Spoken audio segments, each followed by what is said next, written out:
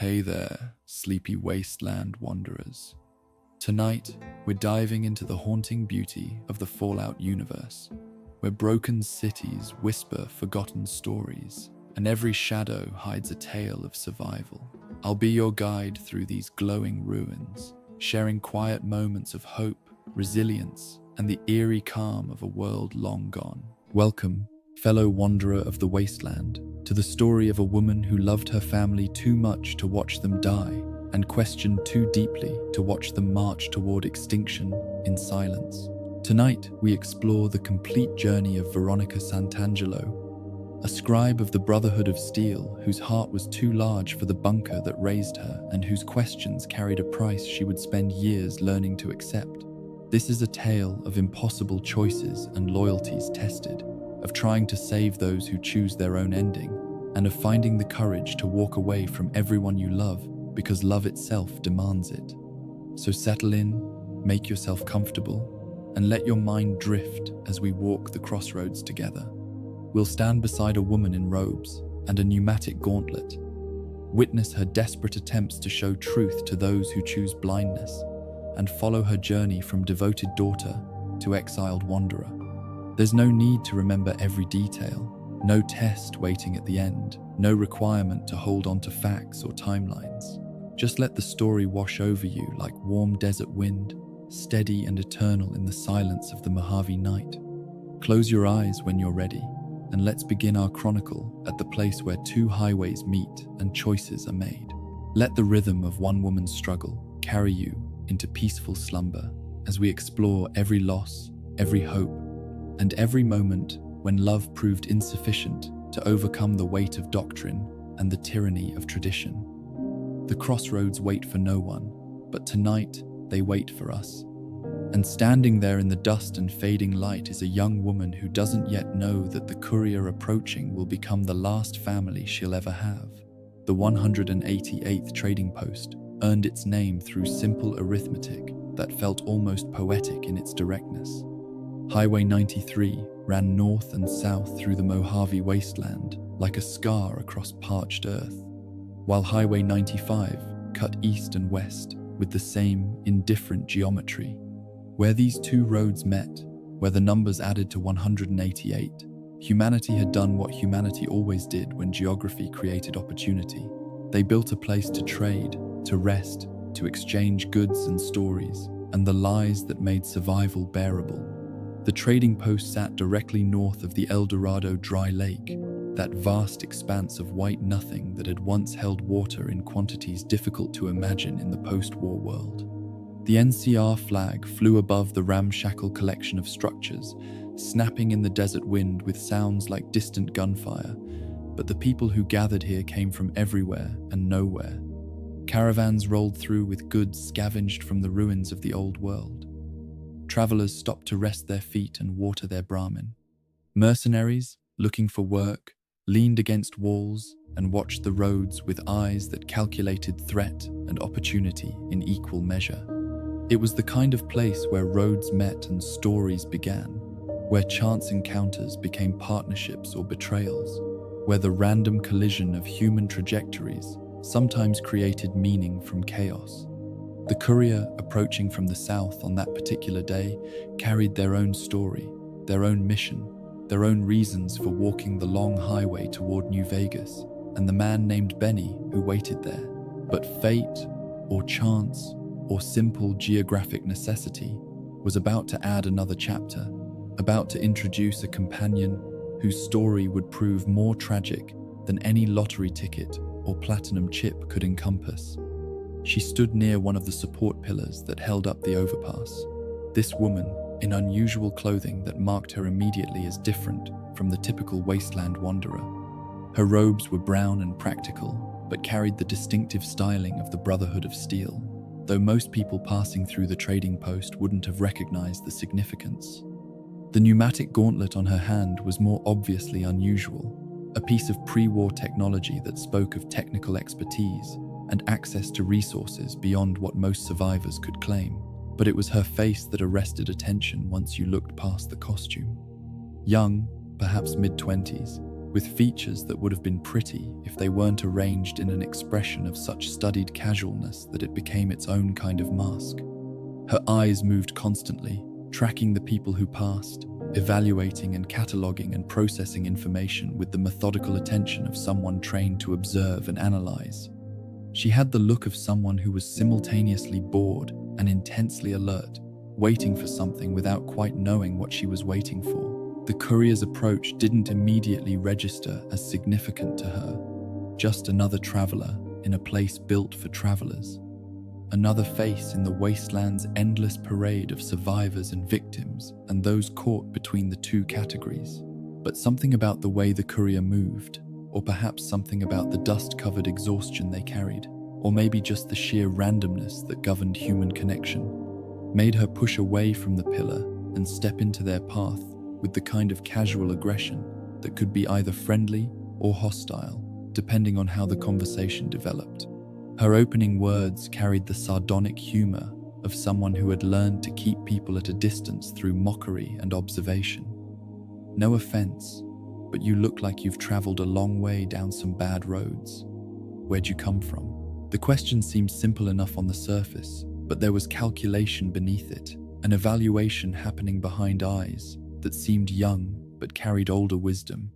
She was testing, probing, trying to understand who this new arrival might be and whether they represented threat or opportunity, or simply another face that would pass through her life without leaving a mark. The wasteland taught everyone to evaluate strangers quickly, to make judgments about danger and potential alliance in the space of a few heartbeats. The courier's answer about coming from the grave elicited a response that was pure Veronica, that particular blend of humor and insight that would characterize every conversation to come. "Well, in that case, I take it back. You look pretty good given the circumstances." The joke was easy, reflexive, the kind of social lubrication that kept conversations moving without requiring genuine vulnerability. But beneath the surface levity, something more interesting was happening. A recognition perhaps that this stranger carried their own story of survival and loss, their own catalogue of bad roads traveled. When pressed about her own origins and purpose, Veronica's answers came wrapped in the same defensive humor. She lived in a hole in the ground, she said, a bunker if you wanted to get technical, though she preferred to make it sound more interesting her way. She was usually out here picking up food and supplies for her family, playing the role of procurement specialist in the wasteland's economy of scarcity and survival. But the way she said it, the particular tone and timing, suggested that her family relationship was complicated in ways she wasn't quite ready to explain to a stranger at a trading post. The admission that her family would rather have her out of the bunker came with studied casualness that made it clear this was a wound she carried, a rejection or frustration that had calcified into something she could mention without breaking but couldn't quite joke away entirely. "That's a whole other story," she said, deflecting further inquiry with the practiced ease of someone who had learned to control conversations through tactical revelation and strategic deflection. But then she shifted the dynamic entirely, turning questioner into questioned, probing the courier about their knowledge of a group calling themselves the Brotherhood of Steel. The question seemed casual but wasn't, carried weight that a careful listener could detect in the slight tension in her posture, the way her eyes sharpened as she waited for the response. This was the real test, the question that mattered, the probe that would determine whether this conversation continued or ended. The Brotherhood of Steel was not a name most people in the Mojave knew well, not anymore. They had once been a force in the region, had once held significant territory, and posed real threat to the NCR's expansion. But that was before the battle at Helios 1, before the slaughter that had driven them underground and transformed them from active participants in the wasteland's power struggles to ghosts and rumors. Urban legends told by traders and dismissed by most as exaggeration or fantasy. The courier's response would determine everything. Admitting to shooting Brotherhood members on sight ended the conversation immediately, sent Veronica walking away with a coldness that suggested the wound of rejection was fresher than she pretended. But any other answer, any admission of ignorance, or curiosity, or even hostility that wasn't quite murderous, opened the door to something more interesting. to the revelation that this strange woman in the brown robes was herself one of them, a member of the organization she'd been testing the courier's attitude toward. "I'm one of them," she finally admitted, and in those 4 words lived a universe of complexity. She was confessing membership in an organization that made enemies more easily than friends, that had a reputation for violence and technological hoarding and isolationist fanaticism. She was risking rejection or worse, putting herself in potential danger for the sake of honesty that most wasteland survivors would have considered foolish. But she was also claiming identity, asserting membership in something larger than herself, acknowledging the family that she clearly had complicated feelings about, but couldn't quite abandon. The relief in her voice when the courier didn't immediately react with hostility was subtle but real. "Thanks for taking a chance on a naive young girl from California with stars in her eyes and a pneumatic gauntlet on her hand." The self-deprecation was pure Veronica, that reflexive deflection of genuine feeling into humor. But beneath it lived gratitude that someone had passed her test, had proven willing to accept her despite affiliations that made her dangerous to know. The conversation evolved from there, spiraling out into discussions of where the courier was headed and why. Veronica's own wandering purposelessness, the mutual recognition that they were both drifters in a world that rewarded staying in one place and building defenses. She admitted to wanting fresh perspective, to hoping to see how different groups had adapted to survive in the Mojave, to searching for something she couldn't quite articulate, but knew she needed to find. When she finally proposed traveling together, it came wrapped in the same defensive casualness that characterized all her interactions. She could handle herself, she insisted, despite looking like someone who couldn't fight her way out of a paper bag. The self-aware joke acknowledged the disconnect between her appearance and her actual capabilities, invited the courier to trust that beneath the brown robes and sarcastic deflection lived someone genuinely useful in the wasteland's constant struggles. The moment of acceptance, when it came, felt significant in ways that neither of them quite understood yet. They were forming a partnership built on mutual need and compatible wandering, on the recognition that companionship made the long roads less lonely, even if it didn't make them less dangerous. But they were also beginning something deeper, a friendship that would prove more important than either could anticipate, that would eventually become the last family connection Veronica would have when everything else was stripped away. As they prepared to walk the roads together, Veronica's final warning carried the weight of all the complexity she'd been hiding behind humor and deflection. She'd asked about the Brotherhood because she was one of them, had needed to know how the courier would react before revealing herself, had taken a risk in the name of honesty that she clearly valued despite the danger it created. Her family had made many enemies, she said, speaking of the Brotherhood with a possessiveness that made clear that whatever her frustrations, she still claimed them as her own. The trading post continued its usual business around them, indifferent to the formation of this new partnership, uncaring about the stories colliding at the intersection of Highway 93 and Highway 95. Caravans arrived and departed. Traders haggled over prices and goods. Mercenaries leaned against walls and calculated the odds of various forms of violence. The NCR flag snapped in the desert wind like punctuation marking the end of one story and the beginning of another. Veronica Santangelo and the courier walked away from the 188th trading post together, two wanderers who had found temporary common cause in the wasteland's endless geography of loss and survival. Neither of them knew yet what this partnership would cost or yield, what truths would be revealed, or what families would be lost in the trying. They only knew that the road ahead was long and that walking it alone had begun to feel unsustainable. That companionship offered something valuable, even if that value came with complications and risks. The sun moved across the desert sky with its usual indifference to human drama. The roads stretched away in all directions, offering infinite possibilities and inevitable destinations. And somewhere in the distance, hidden beneath sand and stone and the weight of tradition, a bunker full of people Veronica loved was slowly dying of its own refusal to change.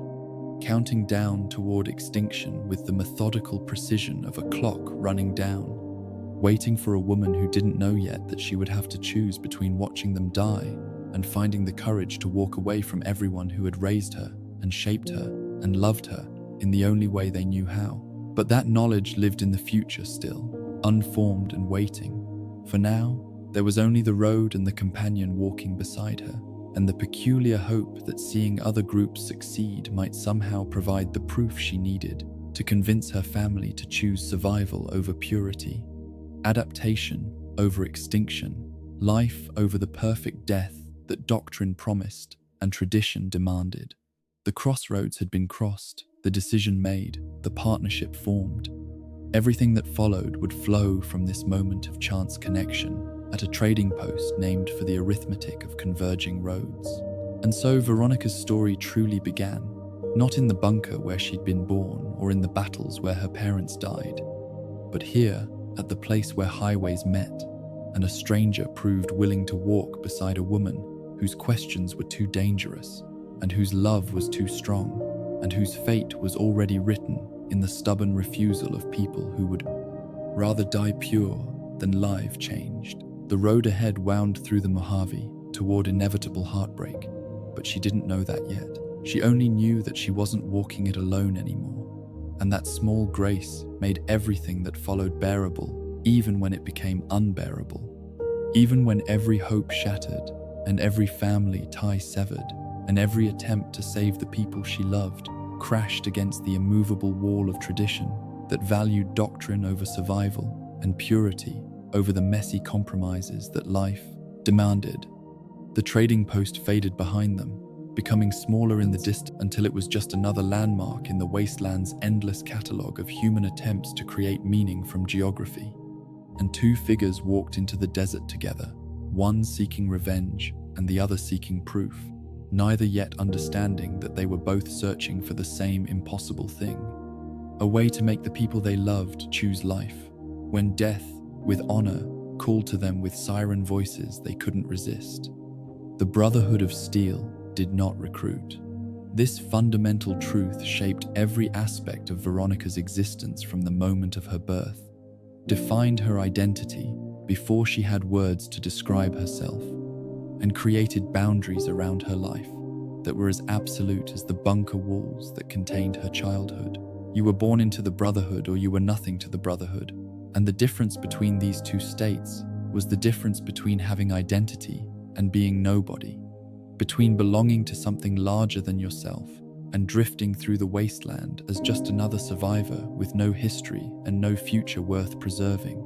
Veronica Santangelo entered the world in a bunker somewhere in California, delivered by a scribe trained in pre-war medical techniques and welcomed into a family that was both intimate and impossibly large.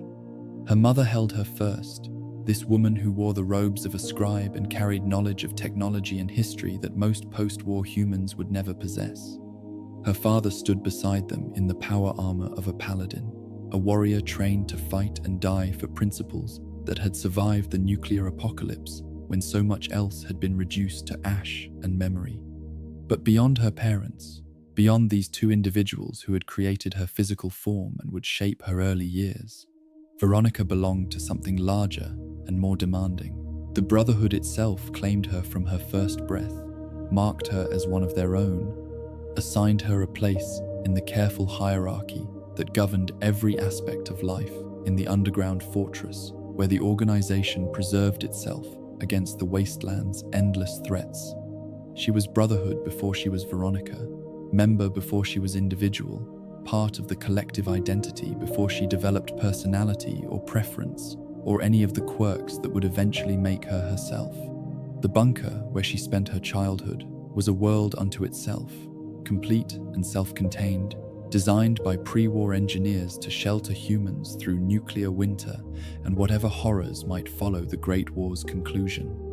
Metal walls pressed close on all sides, creating corridors that echoed with footsteps and carried voices from distant chambers with strange acoustic clarity. The air was recycled through filtration systems that hummed constantly, creating a white noise backdrop that became so familiar it was only noticeable in its absence. Generators provided power for lights and terminals, and the countless pieces of equipment that the Brotherhood maintained with religious devotion, their mechanical heartbeat, the rhythm by which bunker life measured time. Growing up in this environment meant never knowing natural light except during the rare surface expeditions that children were generally forbidden from joining. It meant understanding the bunker's geography with intimate precision, knowing which corridors led where and which chambers served what functions, being able to navigate in darkness if the power failed, because you had walked these passages so many times that your feet remembered the turns. It meant that the outside world was theoretical and distant, something described in books and lessons but not directly experienced, a place of danger and chaos that justified the Brotherhood's withdrawal into these metal wombs that protected and confined in equal measure.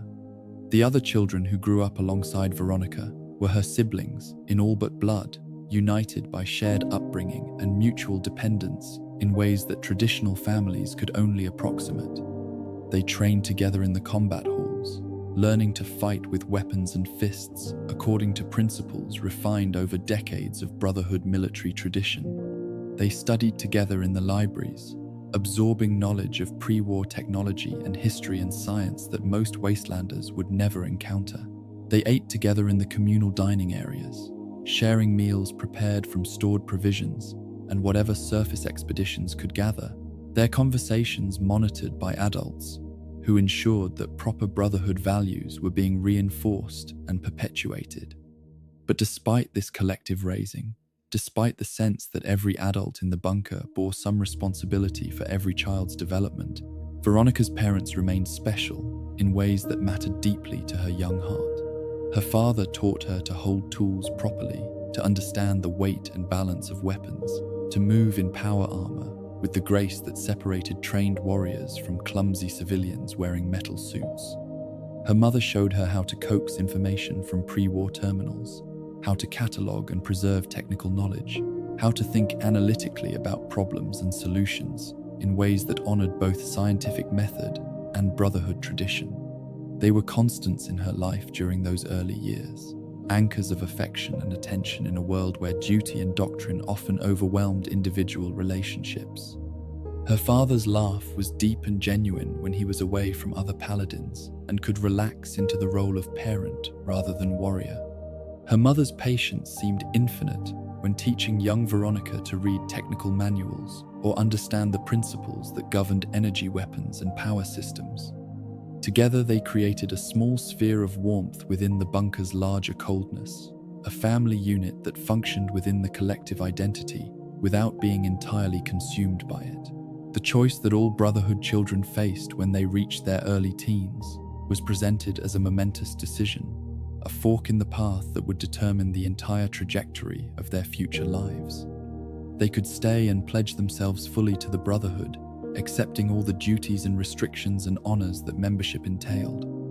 Or they could leave, walk away from the only home they had ever known, venture into the wasteland as civilians, with whatever skills they had acquired, but without the protection and support that Brotherhood membership provided. But calling it a choice was generous to the point of dishonesty. How could children who had known nothing but bunker life make informed decisions about external alternatives they had never experienced? How could they evaluate whether the Brotherhood's way was truly best when they had no basis for comparison, no exposure to other ways of living and thinking and organizing human communities? How could they choose to leave families and friends and literally everyone they had ever known for the abstract possibility of something different in a world they had been taught to fear and distrust?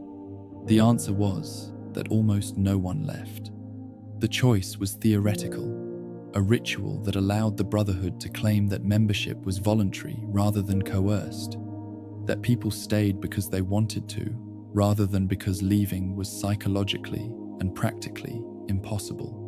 Of the dozens of children who came of age during Veronica's youth, she could remember only 2 who chose to walk away, and both had returned within weeks, unable to survive or unwilling to embrace the loneliness that came with abandoning the only community they had ever known. Veronica never seriously considered leaving when her turn came to make the choice.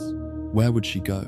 To the surface world of raiders and radiation and the endless struggle for basic survival. Away from parents she loved and friends she had grown up with, and the collective identity that gave her life structure and meaning. The Brotherhood was her family in every sense that mattered, and the thought of severing that connection felt like contemplating suicide, like cutting away part of herself that couldn't be removed without causing fatal damage to everything that remained. So she stayed, pledged herself formally to the organization that had owned her informally since birth, accepted the robes of a scribe and the duties that came with technical expertise and scholarly temperament. She would spend her life cataloging pre-war technology, maintaining the Brotherhood's vast stores of equipment and knowledge, preserving the expertise that made them different from and theoretically superior to the wasteland's other survivor groups. It was an honor, they told her, a responsibility that carried weight and importance, a role that would let her contribute to the Brotherhood's ultimate mission of preventing humanity from destroying itself again. With weapons and knowledge it wasn't wise enough to handle responsibly. But even as she accepted this destiny, even as she committed herself to the Brotherhood's way with the earnest dedication of youth, small questions had already begun forming in the back of her mind. Questions about why they didn't help the people who struggled outside the bunker walls. Questions about whether hoarding technology actually prevented its misuse, or just concentrated power in Brotherhood hands. Questions about why they couldn't recruit new members when their population was clearly too small to sustain itself indefinitely through reproduction alone. These questions didn't feel like rebellion at first, just curiosity, the natural inquiries of an intelligent mind trying to understand the logic that governed the world she inhabited. But the responses she received when she voiced them carried warnings that became clearer as she grew older. The Codex said this. The founders intended that. The Brotherhood had always operated this way and therefore must continue to operate this way forever. World without end. Tradition elevated to the status of natural law that could not be questioned without committing something approaching heresy. The battle where Veronica's parents died happened when she was 14, old enough to understand loss, but too young to fully process its implications or defend herself against the trauma it created. The details were never entirely clear to her, obscured by the Brotherhood's tendency to classify operational information and by the chaos that characterized any engagement with the NCR's overwhelming numbers. Something about holding a position, about defending Brotherhood interests against encroachment, about standing firm in the face of superior forces, because retreat would mean abandoning equipment or territory, or principles that couldn't be compromised. Her father fell first, his power armor breached by sustained fire that found weak points in joints and seals. The paladin who had taught her to hold tools properly and laugh at small absurdities bleeding out inside the metal shell that was supposed to make him invincible. Her mother died trying to reach him, crossing open ground in robes that offered no protection because love overrode tactical sense, and she couldn't bear to let him die alone. The scribe who had shown her how to read terminals and think analytically about problems reduced to one more casualty in the Brotherhood's long retreat from relevance and power. Veronica learned about their deaths from Elder Elijah, who delivered the news with a gentleness that surprised her even through the shock that made everything feel distant and unreal. They had died honorably, he told her, fighting for the Brotherhood's principles and protecting technology that couldn't be allowed to fall into enemy hands. Their sacrifice mattered, meant something, would be remembered in the Codex and honored by all who came after. The words were meant to comfort, but mostly they just made her angry in ways she couldn't quite articulate. Furious at losses that seemed pointless, and at principles that demanded death over compromise, and at a war that never ended because neither side was willing to admit defeat or negotiate peace. The orphaning that followed her parents' deaths was different from civilian orphaning, because the Brotherhood structure was designed to absorb such losses without allowing individuals to fall through gaps in care and attention. She wasn't alone, they reminded her constantly. She had the entire Brotherhood as her family, dozens of adults who would ensure she was fed and trained and educated, and prepared for the responsibilities that awaited her. The collective would raise her as the collective raised everyone, and while she might miss the specific individuals who had happened to be her biological parents, she would never lack for guidance or support, or the sense of belonging that made Brotherhood life bearable. But there was something hollow about this collective care, something that couldn't quite replace the specific love that her specific parents had provided. The other scribes who supervised her education were competent and occasionally kind, but they weren't her mother. The paladins who continued her combat training were skilled and patient, but they weren't her father. She was cared for but not loved in the particular way that parents love children, supported but not cherished, integrated into the system but not held close by individuals who knew her quirks and forgave her flaws and saw her as irreplaceable rather than as one more scribe serving interchangeable functions. One person did stand out during those years after her parents' deaths, did provide something approaching the specific attention and care that she desperately needed, even as she tried to pretend she could survive on collective support alone. Elder Elijah, the man who had delivered news of her parents' deaths, began taking special interest in the orphaned girl, who showed aptitude for technical work and asked questions that were simultaneously impressive and troubling. He became her mentor in ways that went beyond standard Brotherhood training, teaching her not just how to maintain equipment, but how to think about technology, how to see connections between disparate systems, how to approach problems with creativity rather than just following established procedures. But that relationship and its implications belonged to another part of Veronica's story, to the years that came after childhood, when she began to fully understand the limitations of the organization that had shaped her and the impossibility of reconciling her love for the Brotherhood with her growing awareness of its fatal flaws. For now, in these years between her parents' deaths and her emergence as a full scribe with adult responsibilities, she simply existed within the system, performing her duties and asking her questions, and slowly, gradually, painfully beginning to understand that the Brotherhood she loved was dying of its own refusal to change. The bunker's population shrank year by year, a mathematical progression towards zero that anyone with basic arithmetic skills could calculate. Deaths in battle, or from age or accident, weren't replaced by births fast enough to maintain steady numbers, and the prohibition on recruitment meant that the only source of new members was the children of existing members, a gene pool growing smaller and more restricted with each generation.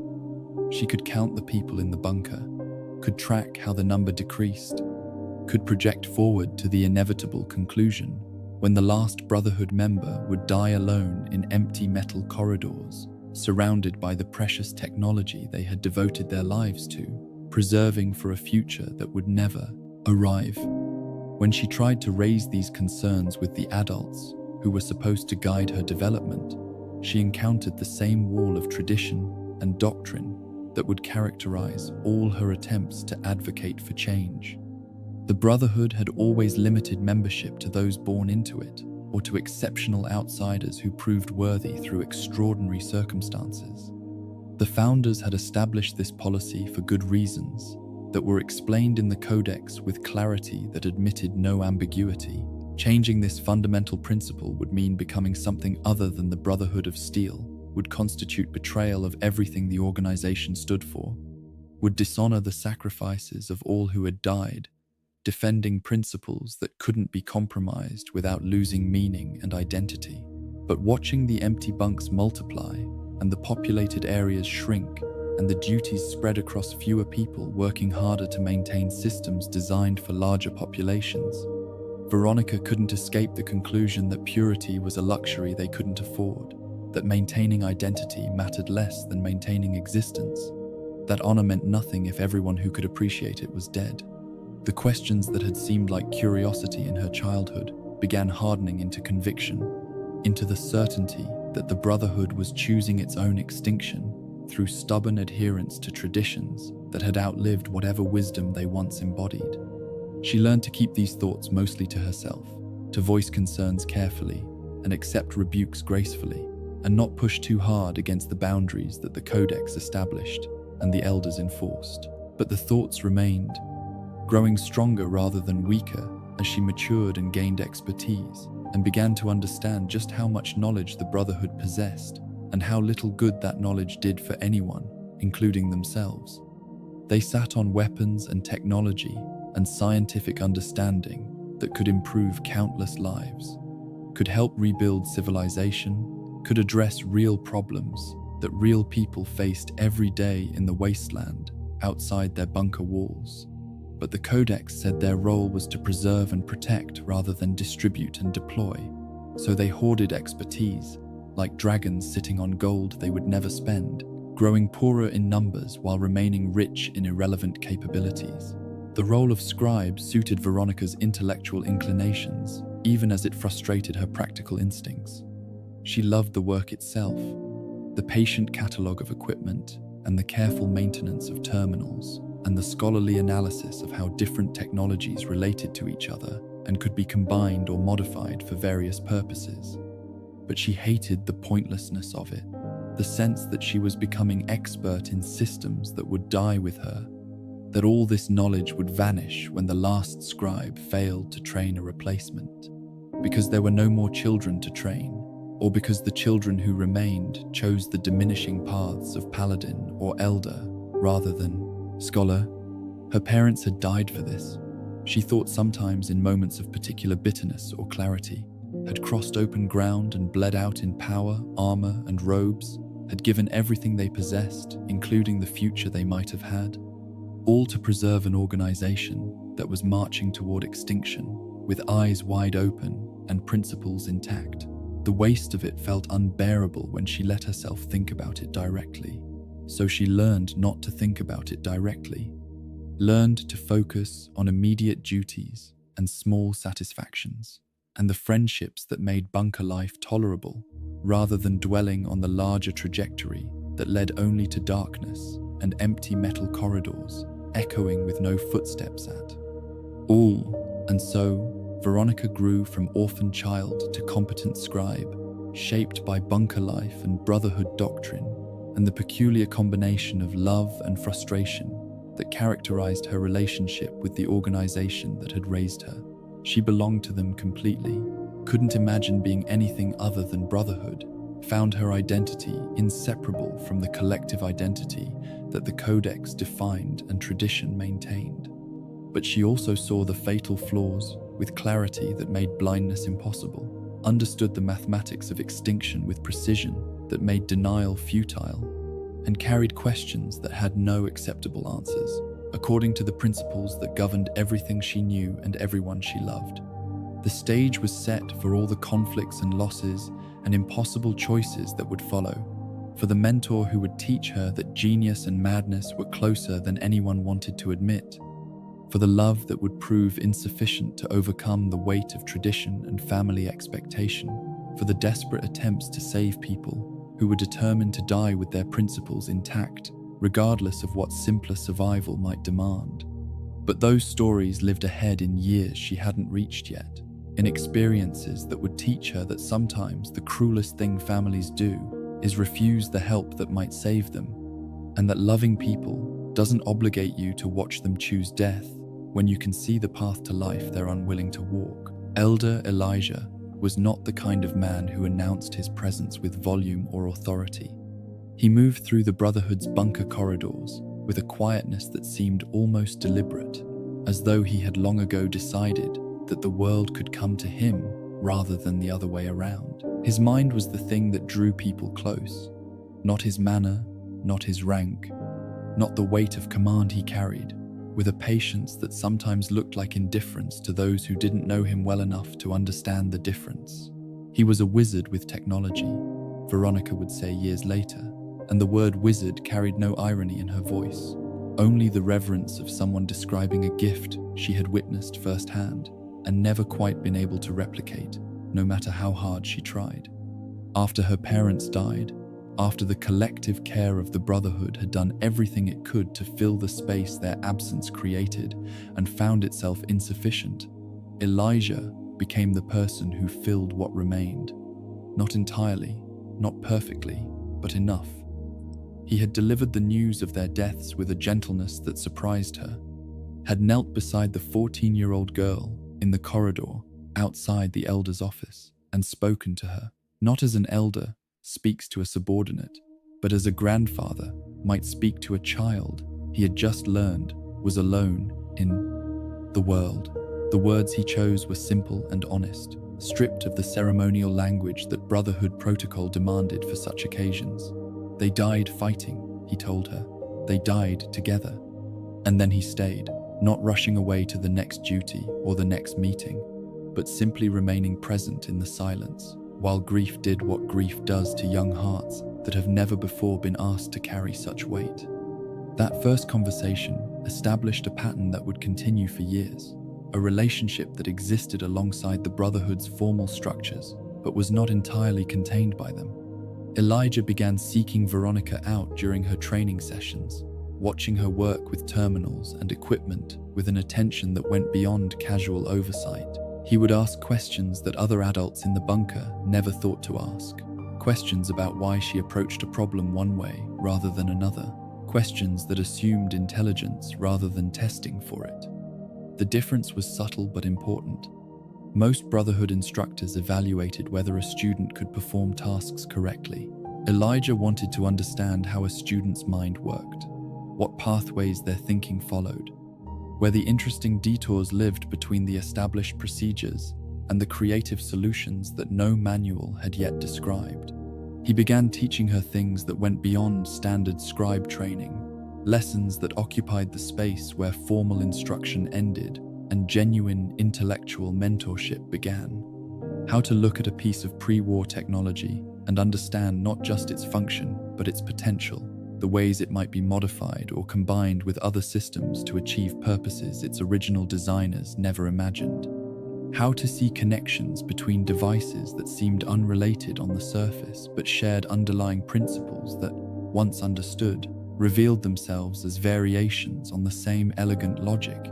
These were not skills that could be taught in the traditional sense, not procedures that could be memorized and reproduced through practice alone.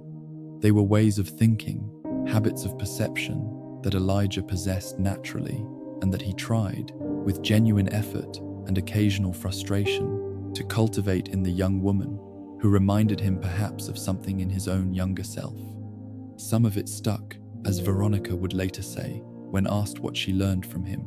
The ability to look at a device and feel its logic, to sense where it fit within the larger ecosystem of pre-war technology, to understand not just what something did, but why it existed and what it might become in different hands with different purposes. These gifts from Elijah stayed with her long after everything else about their relationship had become complicated and painful. Tools of the mind that she carried into every procurement run and every technical challenge she faced in the years that followed. But the relationship between mentor and student was never simple, never purely intellectual, never free of the emotional weight that comes when one person becomes another's primary source of warmth and guidance in a world that has taken everything else away. Veronica did not have a grandfather, not one she had ever known. Her parents had died before her birth or shortly after, consumed by the same wasteland dangers that eventually claimed her parents themselves. Elijah filled that role in ways that went beyond teaching, beyond the exchange of knowledge and technique. He made sure she was looked after. He intervened quietly when the collective care of the Brotherhood threatened to become impersonal or neglectful. He remembered her preferences, her struggles, the small details of her inner life that most adults in the bunker never noticed or considered worth noticing. In some ways, he was what she had imagined a grandfather to be, and the imagining itself spoke to something she had never quite had but had always wanted. A specific kind of elder love that was patient and warm and interested in who she was becoming rather than merely what function she might serve. Elijah provided this, genuinely and without calculation, and Veronica loved him for it with the uncomplicated devotion that young people give to the adults who see them clearly and value what they see. The Brotherhood's relationship with technology was one of reverence and preservation, a careful custodianship that prioritized the maintenance of existing knowledge over the development of anything new. When Brotherhood elders discovered something, they approached it with caution and respect. They studied it, learned its limits, considered how to preserve it safely within their existing understanding of what technology could and should be used for.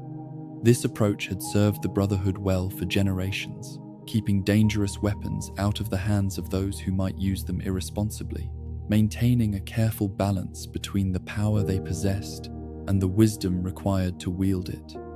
Elijah found this approach maddening. He liked to learn limits too, Veronica would explain later, but only so he could push them. The distinction was everything. Where other elders saw a weapon and thought preservation, Elijah saw a weapon and thought possibility. Where they saw a boundary and respected it, he saw a boundary and began calculating how to move it. He wanted to develop new technology, not merely guard old technology, wanted to create rather than conserve, to push the boundaries of what the Brotherhood understood, rather than simply maintaining those boundaries with careful hands. This fundamental difference in temperament and philosophy created friction with the other elders that grew worse with each passing year. Elijah's proposals for new research directions were met with skepticism at best and outright opposition at worst.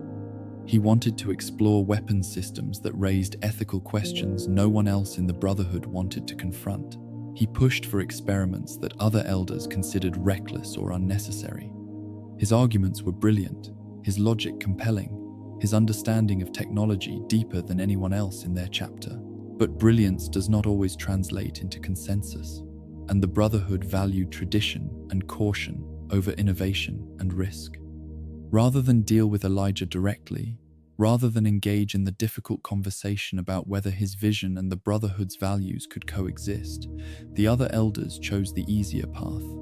They sent him east, to the Mojave, assigned him a mission sufficiently important to justify the transfer, but sufficiently distant to remove his influence from the chapter's decision-making. It was not exile in name, but it functioned as exile in practice, separating a man whose ideas made others uncomfortable from the community where those ideas might have eventually forced a reckoning with the Brotherhood's own limitations. Veronica followed him, partly because he requested her presence, had cleared the transfer with the other elders through whatever combination of persuasion and political maneuvering he possessed, partly because there had been a time, not so long ago, when she would have followed him anywhere simply to watch him work, to be in the presence of a mind that could see things no one else could see and make connections no one else would think to make. The Mojave offered the promise of new technology to discover and study, and Elijah's enthusiasm for the journey was infectious in the way that passion always is, when you witness it in someone you admire. Helios 1 changed everything, though the change was not immediately visible. When their Brotherhood contingent arrived at the solar collection facility, Elijah insisted they stop to examine it, overriding the mission parameters that called for continued travel toward Hoover Dam. The facility fascinated him, its potential enormous, its implications for Brotherhood strategy profound. He wanted time to study it, to understand its systems, to see what it might become in hands that understood how to use it properly.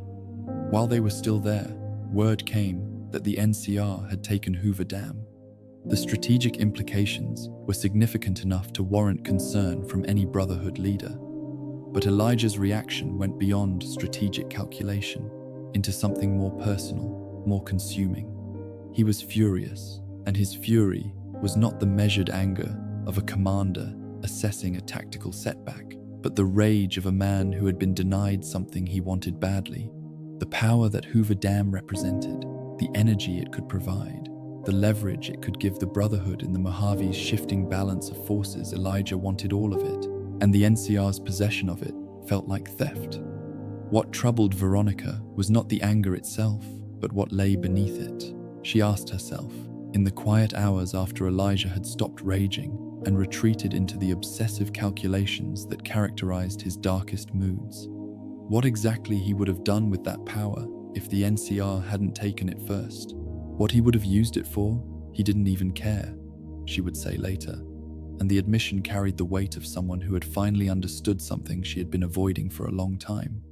The man who had taught her to see beauty in technology, who had nurtured her intellect and filled the space her parents left behind, was becoming someone whose relationship with power had severed itself from any larger purpose or ethical consideration. The battle at Helios 1 followed with the inevitability of a storm that has been gathering for months finally breaking. The Brotherhood fought to hold the facility, and they fought badly, outnumbered and outmaneuvered by NCR forces that had been preparing for exactly this confrontation. Elijah gave orders to hold the plant, commanded his forces to defend it until he could be reactivated, but time ran out before any reactivation could occur. The NCR overran the facility. The Brotherhood retreated in disarray, carrying their wounded and their losses and their shame back toward Hidden Valley, where Elder McNamara waited to absorb the damage and try to make sense of what had gone wrong. Veronica was not present for the final moments at Helios 1. She had been sent on a supply run before the battle reached its conclusion, had returned to find the facility in NCR hands and the Brotherhood in retreat, and Elijah simply gone. Everyone assumed he was dead, buried somewhere in the wreckage of a facility that had been fought over with desperate intensity by both sides. The assumption seemed reasonable. No one had seen him leave. No one had witnessed his escape or his capture or whatever had actually happened in those final chaotic hours when the Brotherhood's position collapsed. But then came the note. Elijah had always preferred written communication to spoken conversation, even with people he was close to, even with Veronica herself. He was not good at face-to-face, she would say, and the observation carried both tenderness and frustration. The acknowledgement of a limitation in someone she loved that she could not quite forgive and could not quite condemn. The note arrived at a Calmo terminal, left in the Brotherhood's communication network where Veronica would eventually find it, and its contents unsettled her in ways that went beyond the strangeness of hearing from someone everyone had assumed was dead. The note was different from anything Elijah had written before, different even from his most passionate arguments about Brotherhood strategy or his most excited descriptions of technological discoveries. There was something unhinged about it, something that Veronica struggled to name precisely, but that she recognized immediately as a departure from the man she had known. Delusional was the word that came closest, but she couldn't quite bring herself to use it. Not about him, not about the person who had been her grandfather in all the ways that mattered. He said the Brotherhood was doomed. This much was familiar, a conclusion Veronica herself had reached through her own analysis of the Brotherhood's declining numbers and rigid doctrine. But what followed was not the pragmatic assessment of someone proposing solutions to a problem. Elijah spoke of returning to save the Brotherhood, spoke of bringing with him one of the greatest treasures of the old world, of making the Mojave like it was meant to be, of wiping the slate clean. The language was grandiose in ways that suggested not confidence, but something closer to obsession, a vision that had expanded beyond any practical implementation into something that lived more in the realm of delusion than strategy. The only thing familiar about the note, Veronica said when she spoke of it later, was the signature. Everything else had changed. The man she had loved and learned from and followed across the country was still alive somewhere in the Mojave, but he was no longer the man she remembered. The transformation had been gradual, invisible in its early stages, visible only in retrospect, when the pattern of increasingly isolated thinking and grandiose ambition was laid out against the timeline of her memories. She had watched it happen and hadn't understood what she was seeing until it was too late to intervene. "What did you learn from him?" the courier might have asked at some point during their travels together. And Veronica's answer carried the weight of years of complicated love and painful clarity. She learned what she did not want to become. In the end, there was just him and his vision. Nothing and no one else mattered. Not the Brotherhood he claimed to be saving, not the people who might be harmed by whatever plan he was formulating in whatever dark corner of the Mojave he had retreated to. Not even Veronica herself, who had once meant something to him but who had become irrelevant to the singular obsession that now consumed everything else. She missed him. This was also true, and it existed alongside the other truth, without contradicting it. the way grief and understanding can coexist in the same heart without one diminishing the other. The man who had knelt beside her in a corridor and spoken to her with gentleness about her parents' deaths, who had taught her to see the beauty and potential in broken machines, who had made her feel seen and valued in a collective that otherwise treated her as one function among many, that man was worth missing, worth mourning, worth carrying in memory, even as the person he had become was worth fearing. The mystery of Elijah's fate hung over the rest of Veronica's story like weather that never quite breaks, a presence felt but never fully resolved. He was alive somewhere. He was pursuing a plan that she could not understand and could not predict. He had once been the person closest to saving the Brotherhood, and he had become something else entirely, something that might prove more dangerous to the people Veronica loved than any enemy they had ever faced. The grandfather, who had seen too far, had looked beyond the horizon into territory where vision became madness, and the lesson his journey taught her was as important as anything he had ever taught her about technology or survival or the endless, stubborn persistence of hope in a world that seemed determined to extinguish it. Love inside the Brotherhood was a complicated thing, shaped by pressures that had nothing to do with the heart and everything to do with mathematics. The organization's refusal to recruit meant that every birth mattered enormously, every new life a small victory against the slow decline that threatened to consume them all. Some members took this responsibility seriously enough to make it a cause, arguing that Brotherhood citizens owed a duty to procreate, that bringing children into the bunker was not merely a personal choice, but an obligation to the collective survival of everything they were. Others found this pressure distasteful, felt it reduced the most intimate dimensions of human experience to population management. But the argument persisted because the numbers persisted, growing worse with each passing year. Veronica fell in love during this environment of competing pressures and constraints, fell in love with another woman inside the Brotherhood who understood the weight of every unspoken expectation that the bunker walls carried. They were both young enough that the relationship carried the particular intensity of first deep feeling, the sense that everything is enormous and permanent and world-ending in ways that more experienced hearts learn to temper with perspective and patience. But Veronica liked to think it was love, and the careful qualification she placed on that memory years later spoke more about the woman she had become than about the truth of what she had felt at the time. The other woman's parents belonged firmly to the camp that believed Brotherhood membership obligated reproduction. They watched their daughter's life with the particular scrutiny of people who had decided that personal happiness was secondary to organizational continuity, who measured worth in terms of potential offspring rather than individual fulfillment. The pressure they applied was not cruel exactly, but it was relentless, a constant low-frequency hum of expectation that colored every interaction and every choice and every moment of quiet that might otherwise have been simply enjoyed. Veronica understood this pressure because she felt versions of it herself, though her own parents had been gentler about it, more inclined to let their daughter find her own way toward the responsibilities that came with Brotherhood membership. But understanding the source of someone's pain and being able to fix it are different things entirely. And there was nothing Veronica could do about the family expectations that pressed down on the woman she loved, except be present beside her and offer the kind of companionship that makes unbearable weight slightly more bearable through the simple fact of shared carrying.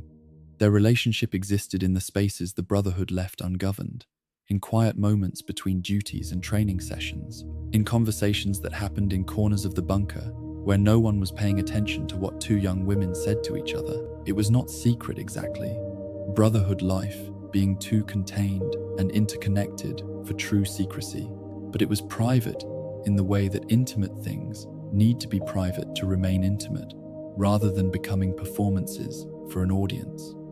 They talked about the future in the abstract way that young lovers talk about futures, imagining lives that might look different from the lives they were currently living, dreaming of possibilities that the bunker's rigid structure made difficult to articulate clearly, but not impossible to feel.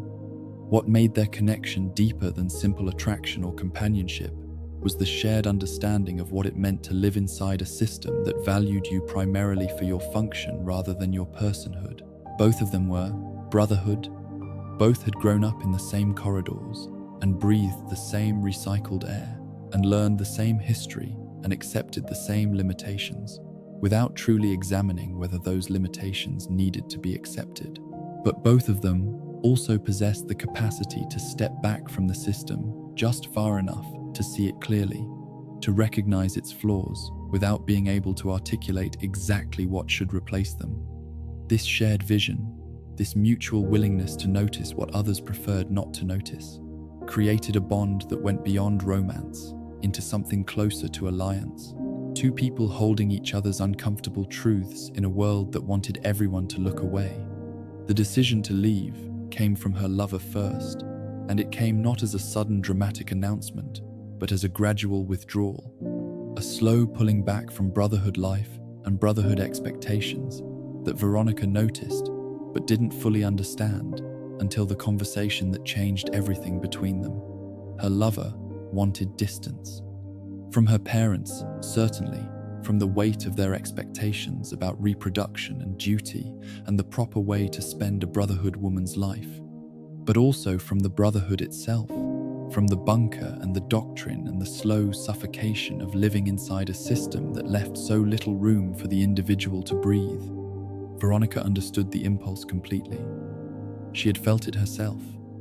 That desire to step outside the metal walls and see what the world looked like from a distance, to evaluate whether the Brotherhood's way was truly the only way, or merely the only way she had been given the opportunity to know. The wasteland terrified her, as it terrified most Brotherhood members who had spent their lives shielded from its dangers.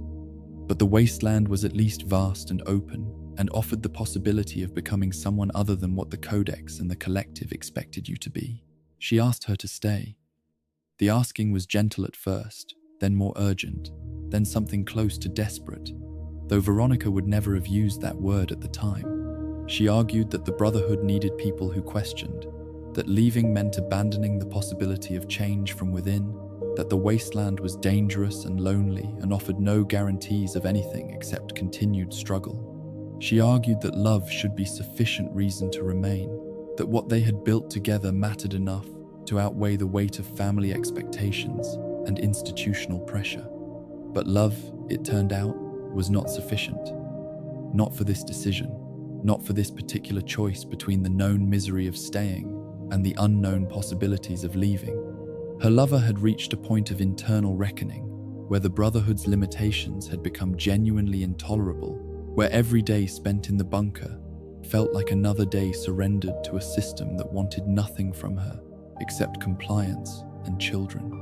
Veronica's love was real, was valued, was genuinely important to the woman who wore it close to her heart, but it could not override the fundamental need to escape a life that had begun to feel like a cage, no matter how comfortable the cage had been designed to make its occupants. They were both too stubborn to compromise. This was the truth that Veronica carried with her for years afterward, examining it from different angles and arriving at the same conclusion each time. Her lover was too stubborn to stay when her heart was already halfway gone. Veronica was too stubborn to leave when everything she had ever known lived inside the bunker walls. Neither of them possessed the flexibility to meet in the middle, to find some arrangement that honored both the love they shared and the divergent paths their lives demanded. They loved each other, and they could not follow each other, and in the end, that combination proved fatal to everything they had built. The parting happened quietly, without the dramatic confrontation that stories usually assign to such moments. There were words exchanged that neither would repeat to anyone, not even years later when the pain had dulled enough to discuss with something approaching equanimity. There was a moment when holding seemed more important than speaking, when the physical presence of another person carried more meaning than any language could convey. And then there was the leaving, the walking away, the door closing on a relationship that had once seemed as permanent and inevitable as the bunker itself. Veronica didn't know where her former lover went. The Brotherhood's isolation meant that members who left disappeared into the wasteland's vast anonymity. becoming ghosts who might be alive or dead, or living lives so different from Brotherhood existence that they might as well be dead to the people who had known them before.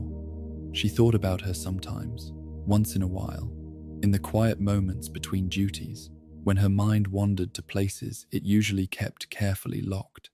She was sure the other woman had moved on, had built a life outside the bunker that was better than what the Brotherhood could offer, had found happiness, or at least freedom, in the open air. Whether any of this was true, Veronica could not verify. The not knowing was its own particular kind of grief, different from the sharp loss of her parents' death but no less persistent. With her parents, she at least knew the truth of what had happened, could locate their absence precisely in time and place and cause. With her lover, there was only absence itself, undefined and unresolved, a question mark that would never be answered because the Brotherhood did not track its exiles, and the wasteland kept its secrets with absolute fidelity. It was into this landscape of quiet grief and unresolved loss that the desire for the dress grew and took root, and understanding why the dress mattered required understanding everything that came before it, every constraint and every limitation, and every dimension of life that the Brotherhood structure denied to the women who lived within it. Brotherhood scribe robes were practical garments, designed for function rather than form, shapeless and gender-neutral in a way that served the organization's purposes perfectly, while serving the individual wearing them not at all. They made you feel like a soldier, Veronica would say, not like a woman. The distinction mattered enormously to her, carried weight that went far beyond vanity or fashion, or the superficial concerns that Brotherhood doctrine dismissed as irrelevant to the serious business of survival and preservation. Wanting to feel like a woman was wanting to feel like a person with dimensions beyond duty and function, wanting to be seen as someone who existed for her own reasons as well as the Brotherhood's reasons, wanting to occupy space in the world as an individual rather than as a role. The women of the pre-war world had understood something about this, Veronica felt. They had worn clothes that celebrated rather than concealed the fact of being female, had decorated themselves with attention and care that suggested beauty was not frivolous but essential, that the presentation of self was not a distraction from serious living but a component of it. Something elegant and classy and stylish, something eye-catching and sexy but also saying, "Don't interfere with me." Something that contained within its fabric all the contradictions that made women interesting and complicated and worth paying attention to. She kept hoping to find such a dress while scavenging, kept scanning the ruins of pre-war boutiques and department stores and private homes for something that matched the image she carried in her mind. But the wasteland had consumed most of what the old world had left behind, and elegant dresses were not among the things that survived nuclear fire and 2 centuries of radioactive decay. The search continued anyway, quietly and persistently, one small thread of hope woven through the larger tapestry of Veronica's life inside the Brotherhood. The dress was not vanity, it was not frivolous. It was the smallest possible rebellion against a system that reduced her to function, the most personal assertion that she was more than what the Brotherhood needed her to be. It was a declaration, quiet and private, and entirely her own, that femininity and beauty and the desire to be seen as a woman rather than merely as a scribe were not weaknesses to be suppressed, but dimensions of humanity that deserved space and expression and celebration, even in a world that had burned most of the things worth celebrating long before she was born. And so Veronica carried this desire alongside everything else. She carried the grief of her parents' death, the confusion of Elijah's transformation, the quiet ache of a love that had left without resolution, adding one more thread to the complex weave of who she was becoming. A woman inside the Brotherhood who wanted more than the Brotherhood could offer, who loved her family too much to leave, but loved herself enough to know that what they provided was incomplete, who dreamed of a dress in the quiet spaces between duties, and let that dream remind her that she was still a person, still alive, still capable of wanting things that had nothing to do with survival and everything to do with the simple, irreducible fact of being human in a world that had forgotten what humanity looked like before the bombs fell. The mathematics of the Brotherhood's decline were not difficult to calculate, but they were difficult to accept. Veronica had run the numbers herself, had spent quiet hours in the bunker's computational terminals, working through projections that painted an increasingly bleak picture of the organization's future. Members died in battle against the NCR, or in skirmishes with raiders, or from illness, or simply from age. Their bodies worn out by decades of underground living, and the particular stress that came from existing in a state of perpetual readiness for threats that might arrive at any moment. New births occurred, but not quickly enough to replace the losses, not at a rate that could sustain a population already too small to defend itself against the organized military forces that surrounded Hidden Valley on all sides. The Brotherhood did not recruit. This remained the fundamental constraint, the policy that made all other policies ultimately irrelevant because it guaranteed a ceiling on membership that could never be raised. You were born into the Brotherhood, or you were not Brotherhood at all, and the exceptions to this rule were so rare as to be practically non-existent, reserved for individuals of such extraordinary capability or such critical knowledge that admitting them served Brotherhood interests more than the alternative. In practice, no one met this threshold. In practice, the Brotherhood was a closed system losing mass without any mechanism for replenishment, a vessel with holes in it that no one was willing to patch because patching them would mean changing what the vessel was. Veronica watched this happen with the particular anguish of someone who could see the ending clearly while being powerless to prevent it. She watched the empty bunks multiply as members died and weren't replaced. She watched the duty rosters grow thinner, the same people assigned more shifts because there were fewer people to assign. She watched the communal areas that had once been crowded with children and families become quieter year by year. The sounds of young voices fading as births failed to keep pace with deaths, and the Brotherhood's future shrank toward a vanishing point that everyone could calculate, but no one would name aloud. Elder McNamara understood all of this. This was the part that made it worst. The knowledge that the man responsible for guiding the chapter wasn't ignorant of the danger, but simply unwilling to address it through any means. The Codex didn't explicitly sanction. He was not a cruel man. Veronica remembered him standing at her parents' wedding, remembered the small kindnesses he had shown her as a child, the way he sometimes invented excuses to spare her punishment when she had slept through lectures or failed to complete assignments on time. He had genuine affection for her, cared about her well-being in ways that went beyond his duty as elder and into something approaching familial warmth. But he was also, beneath all that warmth, absolutely immovable on matters of Brotherhood doctrine. The Codex said what it said. The founders had established principles for reasons that transcended any individual elder's judgment or any chapter's particular circumstances.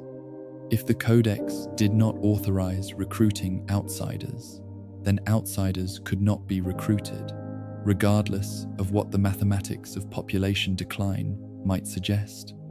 If the Codex did not authorize sharing Brotherhood knowledge with civilian populations, then that knowledge remained locked in the bunker, regardless of how many people outside might benefit from its application. The Codex was not a guidebook to be interpreted flexibly, but a law to be followed precisely, a sacred text that admitted no amendments and no exceptions, and no evolution in response to changing circumstances. Veronica began noticing how other groups in the Mojave operated, began paying attention during her procurement runs to the details of how different factions organized themselves and sustained their populations and responded to challenges that threatened their survival. The observations accumulated over months and years, building into a picture that contrasted sharply with the Brotherhood's approach and made the contrast increasingly impossible to ignore. The fiends at Vault 3 fascinated her in particular, not because of their methods, which were brutal and reprehensible, but because of their effectiveness. No power armor, no energy weapons, no centuries of accumulated technological expertise. And yet they gave the NCR more trouble than the Brotherhood ever did, occupied territory with ruthless efficiency, recruited freely from anyone willing to join their cause, regardless of background or skills or previous affiliations. They adapted. They changed their tactics when circumstances demanded change. They were everything the Brotherhood was not, and they were surviving. Camp McCarran told a different story, but arrived at the same conclusion. The NCR headquarters in the Mojave teemed with soldiers, tens of thousands of organized fighters who had been recruited from across the territory, trained and equipped and unified under a chain of command that could field armies, while the Brotherhood could barely field patrols. Walking through the airport's perimeter, watching the sheer scale of organized human power that the NCR had assembled through the simple expedient of allowing anyone willing to join to actually join, Veronica felt something shift in her understanding of what was possible and what was not. The followers of the apocalypse offered perhaps the most instructive comparison of all. They used their expertise to improve people's lives, trained civilians to be self-sufficient, cultivated respect and gratitude through service, rather than demanding obedience through force. Their approach drew talent to their cause, naturally, organically, because people gravitated toward organizations that helped them, rather than organizations that hoarded knowledge and refused to share it. They made friends like the Brotherhood made enemies, and while their numbers were smaller than the NCR's, their influence spread through goodwill rather than conquest, through reputation rather than fear. The pattern was clear enough that even someone determined not to see it would have had difficulty looking away. Groups that recruited, that adapted, that opened themselves to new members and new ideas and new ways of solving problems thrived. Groups that isolated, that hoarded, that refused to change regardless of what circumstances demanded, withered. The Brotherhood possessed advantages that should have made them dominant: superior technology, superior training, centuries of accumulated expertise, and they were still losing because the single policy that prohibited them from growing prevented all those advantages from ever translating into actual power or influence or survival. Veronica tried to articulate these observations to the Brotherhood's leadership. She tried to frame them carefully, respectfully, in language that honored the tradition she was questioning, rather than dismissing it outright. She pointed to the followers' model as something the Brotherhood could learn from, noted that if they took on a similar role, using their technical expertise to improve civilian lives, rather than hoarding it behind bunker walls, they could cultivate the same kind of respect and goodwill that drew people to the followers' cause. They wouldn't have to hide anymore. They wouldn't have to fight wars they couldn't win. They could find a role in the wasteland society that leveraged their actual strengths rather than doubling down on the isolation that made those strengths irrelevant. The responses were always the same. The Codex said the Brotherhood did not recruit. The Codex said the Brotherhood did not share its knowledge with outsiders. The Codex said the Brotherhood's mission was preservation and protection, not distribution and deployment. These were not guidelines to be weighed against practical considerations, but absolute principles that defined what the Brotherhood was and would remain, regardless of external circumstances. If the Codex didn't say to help people, then no one listened when Veronica suggested helping people. If the Codex didn't say to recruit, then no one listened when Veronica pointed out that not recruiting meant extinction. The isolation this created for Veronica within the Brotherhood was gradual but thorough. She wasn't ostracized in any dramatic or obvious way.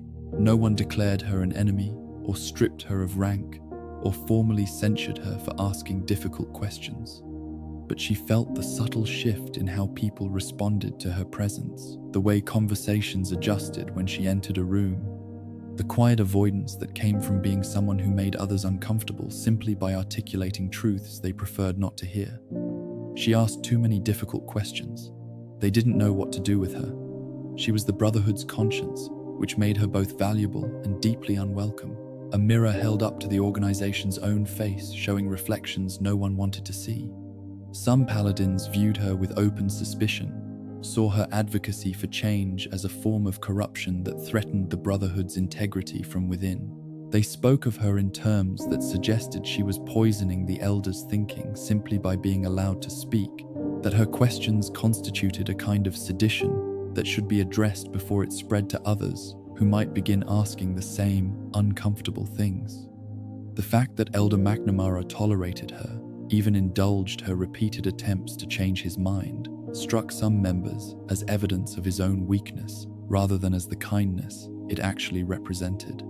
And so Veronica existed in this strange middle ground within her own family, loved by the collective but increasingly uncomfortable within it, valued for her expertise but feared for her ideas, a woman who could see the Brotherhood's future with painful clarity and who was powerless to change a single element of the trajectory that future described.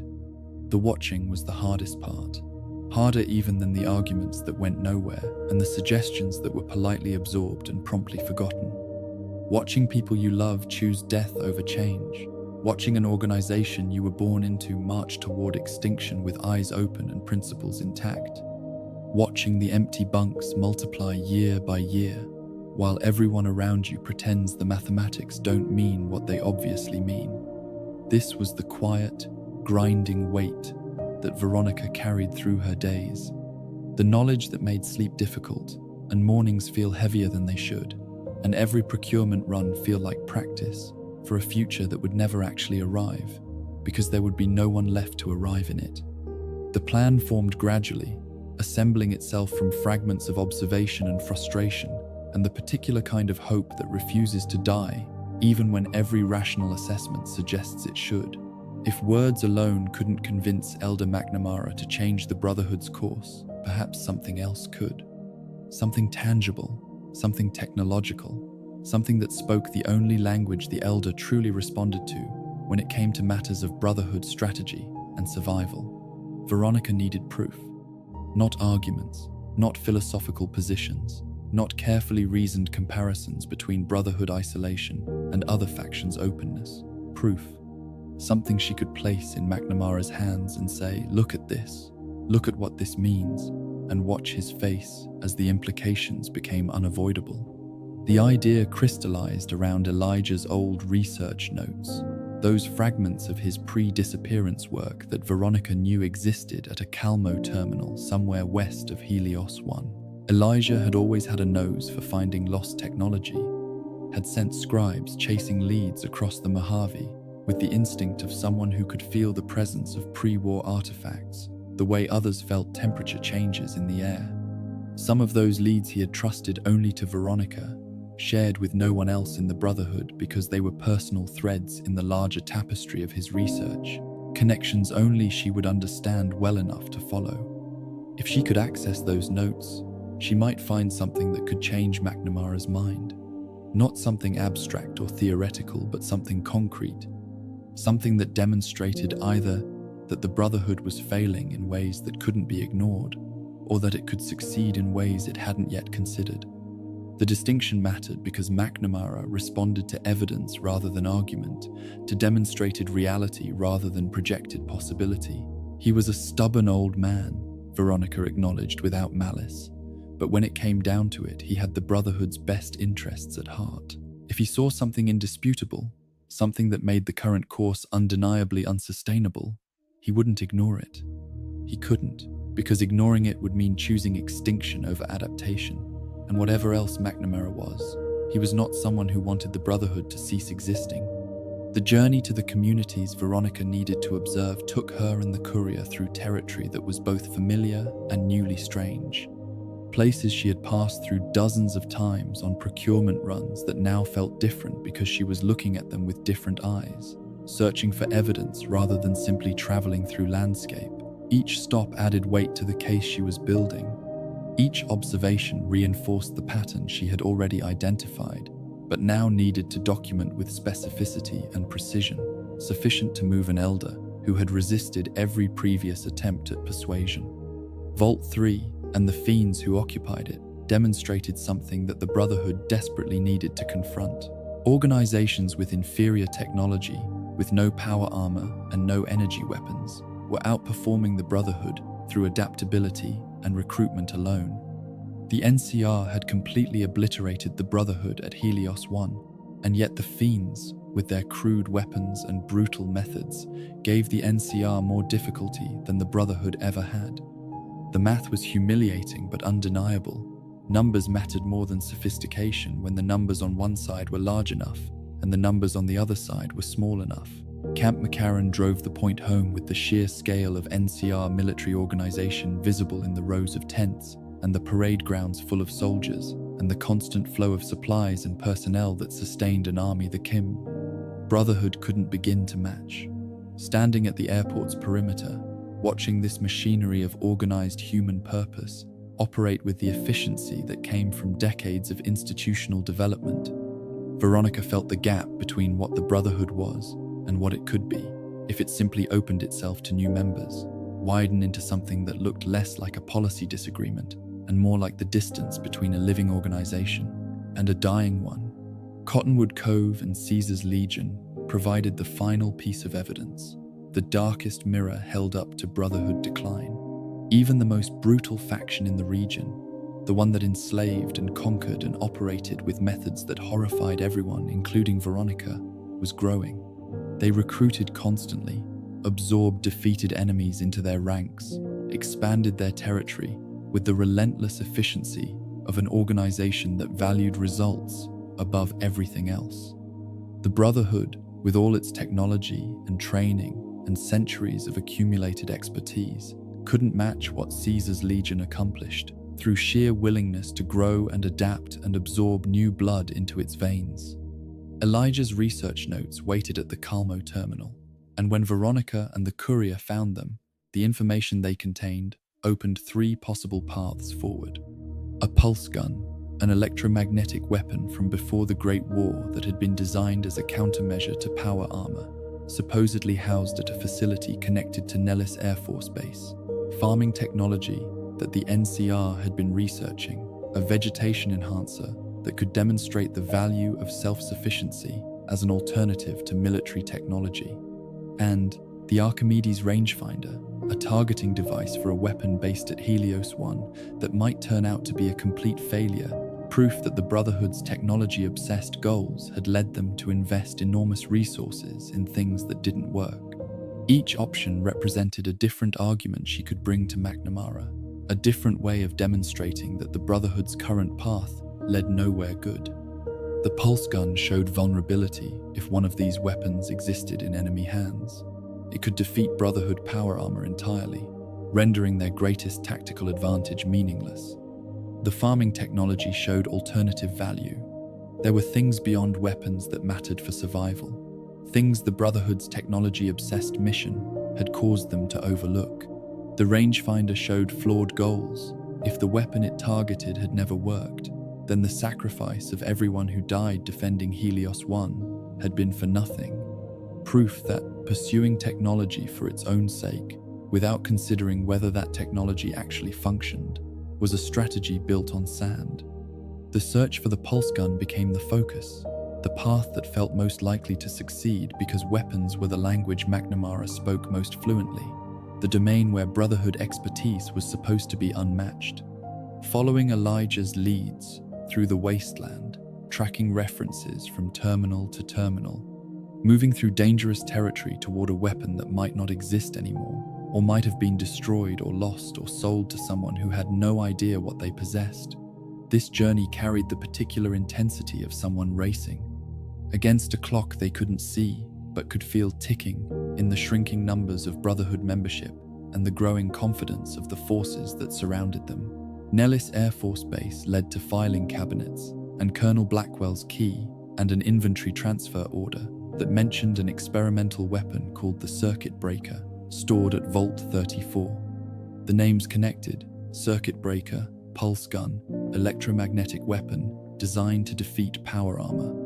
Following the trail into Vault 34, restoring power to the Overseer's terminal, unlocking the armory with the key recovered from Nellis, each step brought Veronica closer to the evidence she needed, and the hope she carried grew stronger with each successful step.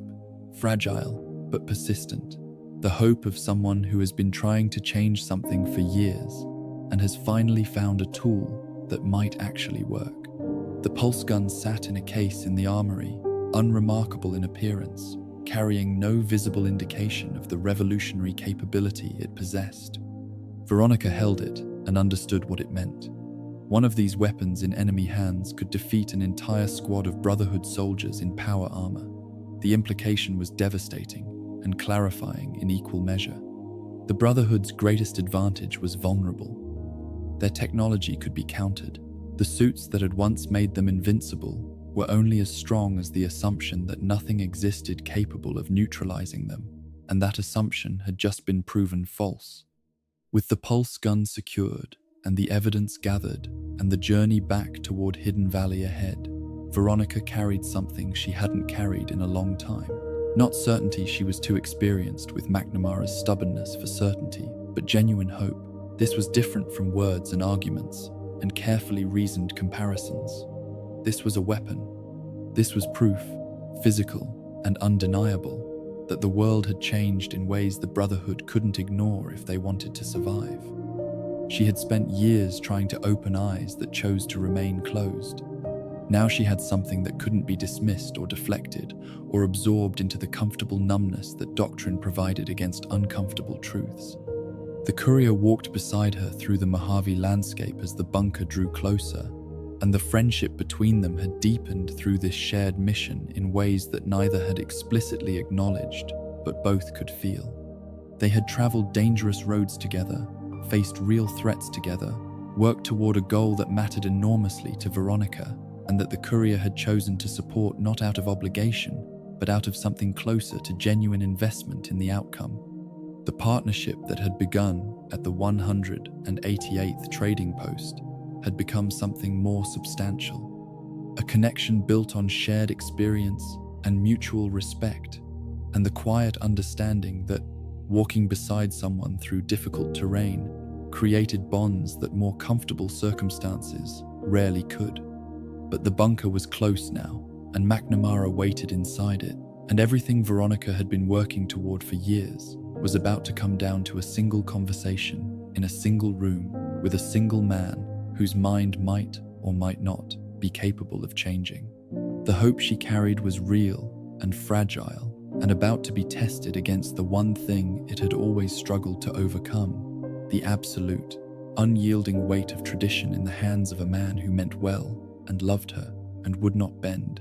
The descent into Hidden Valley carried a particular quality of tension that Veronica felt in her body before she could articulate it in her mind. The bunker's security procedures were familiar, the password exchanged at the entrance, the guards who recognized her face and waved her through with the casual indifference of people who had seen her come and go 100 times before.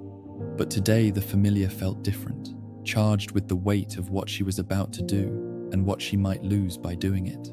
The corridors she had walked since childhood seemed narrower than she remembered, the recycled air carrying a staleness that might have been there all along, but that she was only now noticing because her mind was searching for reasons to delay, reasons to turn back, reasons to avoid the conversation that waited at the end of the hallway. Elder McNamara's office was small and functional, everything about it reflecting the Brotherhood's values of efficiency and purpose over comfort or display. The man himself sat behind his desk with the patient stillness of someone who had been expecting this visit, who knew what Veronica was going to say because she had been saying versions of it for years, and each version had ended the same way.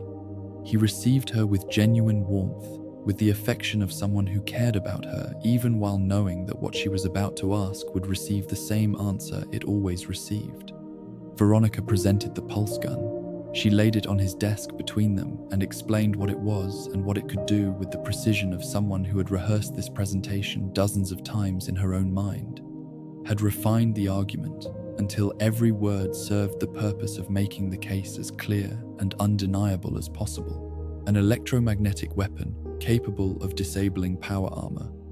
One of these, in enemy hands, could defeat an entire Brotherhood patrol. The Brotherhood's greatest tactical advantage was vulnerable in ways they had never considered. Technology alone would not save them. They needed numbers. They needed new recruits. They needed to change, or they needed to accept that they were dying. The pulse gun sat on the desk between them, physical and real, and impossible to dismiss as theoretical or hypothetical. Veronica watched McNamara's face as she spoke, searching for the shift she had hoped to see, the moment when evidence overcame habit, when the weight of reality pressed down hard enough to crack the foundation of doctrine that had supported his resistance to change for his entire life. The shift did not come. McNamara looked at the pulse gun. He understood what it was. He understood what it meant. He acknowledged, with the quiet honesty that characterized his better moments, that Veronica's analysis was correct, that the Brotherhood's situation was as dire as she described, that the path they were on led nowhere good. And then he said what he always said, what the Codex always said, what the Brotherhood had always said when confronted with arguments for changing the fundamental nature of who they were. The Codex did not say recruit outsiders. The Codex did not say share knowledge. The Codex did not say change. And so they would not change, not because McNamara was ignorant or cruel or indifferent to the consequences, but because the Codex was the Codex, and the Brotherhood was the Brotherhood, and the distance between what was necessary and what was permitted had become an unbridgeable gap that no amount of evidence could close. "Give it a chance," Veronica said. "For me." The words came out quieter than she intended, stripped of the passionate conviction she had carried into the room and left with something closer to pleading. She had spent so long building this case, had traveled so far and risked so much to gather evidence that could not be ignored, and here it was being ignored anyway, absorbed into the same silence that had consumed every previous argument she had ever made. "I can't," McNamara said. And in those two words lived everything that made his refusal so devastating. Not hostility, not indifference, but genuine sorrow. He could see what she could see. He knew what she knew. He simply could not bring himself to act on that knowledge, because acting on it would mean becoming something other than what the Brotherhood had always been, and that transformation felt more dangerous to him than the extinction that would follow from refusing it. "We'll die out," Veronica said. "I know," McNamara replied. She left the office carrying the pulse gun and the broken remnants of a hope she had nourished for years. And the corridor outside felt longer than it had when she walked in. The recycled air heavier, the familiar bunker suddenly a place she was not sure she could continue to inhabit without losing something essential about who she was. The courier waited nearby, close enough to see her face when she emerged, but far enough to give her the space that grief sometimes needs before it can be shared. The conversation that followed was quiet and honest in the way that only conversations between people who have traveled difficult roads together can be. Veronica explained what had happened, not with anger or bitterness, but with the calm clarity of someone who had finally understood something she had been refusing to understand for a long time. There had never been any chance. McNamara's mind was made up before she walked into the room. It had been made up years ago, decades ago, when the Codex was written and the Brotherhood's identity was fixed in stone. She was not arguing with a man. She was arguing with a document, and the document did not negotiate. The question of what came next hung between them like smoke that wouldn't dissipate. Veronica considered whether someone else might listen, whether there was another elder, another authority figure within the Brotherhood who might see reason where McNamara could not. But the elder had final say, and McNamara was one of their most progressive members. If the most reasonable man in the Brotherhood wouldn't change his mind when confronted with physical, undeniable evidence that their current course led to extinction, then no one would. The hope of changing things from within had died in that small office, quietly, without drama, with two people who cared about each other on either side of a gap that neither could cross. "Maybe it would be better for everyone if she left," Veronica said, and the words hung in the air between her and the courier, like something fragile that might shatter if touched too roughly. Work with the followers of the apocalypse, maybe. Put her knowledge to some good use somewhere. Or she could stay with the people she cared about and do whatever she could until it came to a slow or sudden end. Both options carried their own particular weight of loss, their own particular shape of grief. Staying meant watching the people she loved die by inches. Leaving meant abandoning them to that dying. The decision was not yet made. It would be made soon, forced by circumstances and by the reactions of people inside the bunker who had already begun to feel threatened by Veronica's persistent advocacy for change. But for now, she stood in the corridor with the pulse gun in her hand and the knowledge in her heart that the Brotherhood she loved was going to die, and that nothing she had done or could do would prevent it, and that the only question remaining was whether she would be there to watch or brave enough to walk away. The confrontation outside the bunker came sooner than Veronica expected, though in retrospect, it was as predictable as everything else about the Brotherhood's response to anyone who challenged the Codex's authority. A small patrol of paladins blocked their path as Veronica and the courier stepped into the open air, the desert wind carrying sand that stung exposed skin, and the Brotherhood soldiers' power armor gleaming dully in the fading light. They had heard Veronica talking with the Elder. They had been watching her for longer than she realized, had been building their case against her while she was building her case for change. Two parallel processes arriving at their conclusions at almost exactly the same moment. The accusations came in the measured language of Brotherhood protocol, invoked with the particular conviction of people who believed they were enforcing sacred law rather than acting on personal grievance.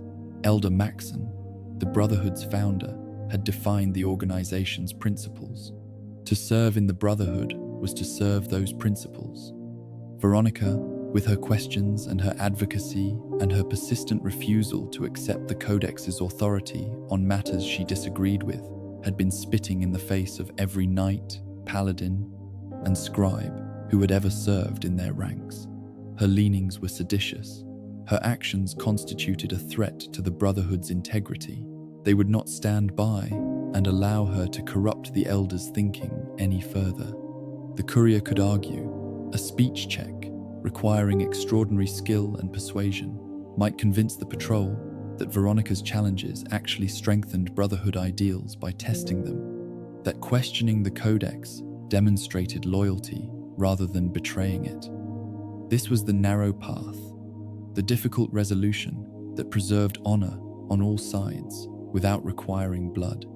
But narrow paths are difficult to walk, and most attempts to find them failed, leaving the only remaining option as the one that required violence. But before any of that, before the patrol's demands were fully articulated and before the choices that would follow were laid out, Veronica faced a decision that had been building since she walked into McNamara's office and watched her hope die quietly on his desk. Stay or leave, remain with the Brotherhood, knowing what she now knew, accepting that they would die and that she couldn't prevent it, choosing loyalty over survival because these were her people and she couldn't abandon them even to their own stubbornness, or walk away, leave the bunker, leave the family, leave everything she had ever known and loved and belonged to, and try to find somewhere in the wasteland where her knowledge might actually do some good. The choice she made would determine the shape of everything that followed, would define the final chapters of her relationship with the Brotherhood and create the conditions for either grief carried in silence or grief carried in exile.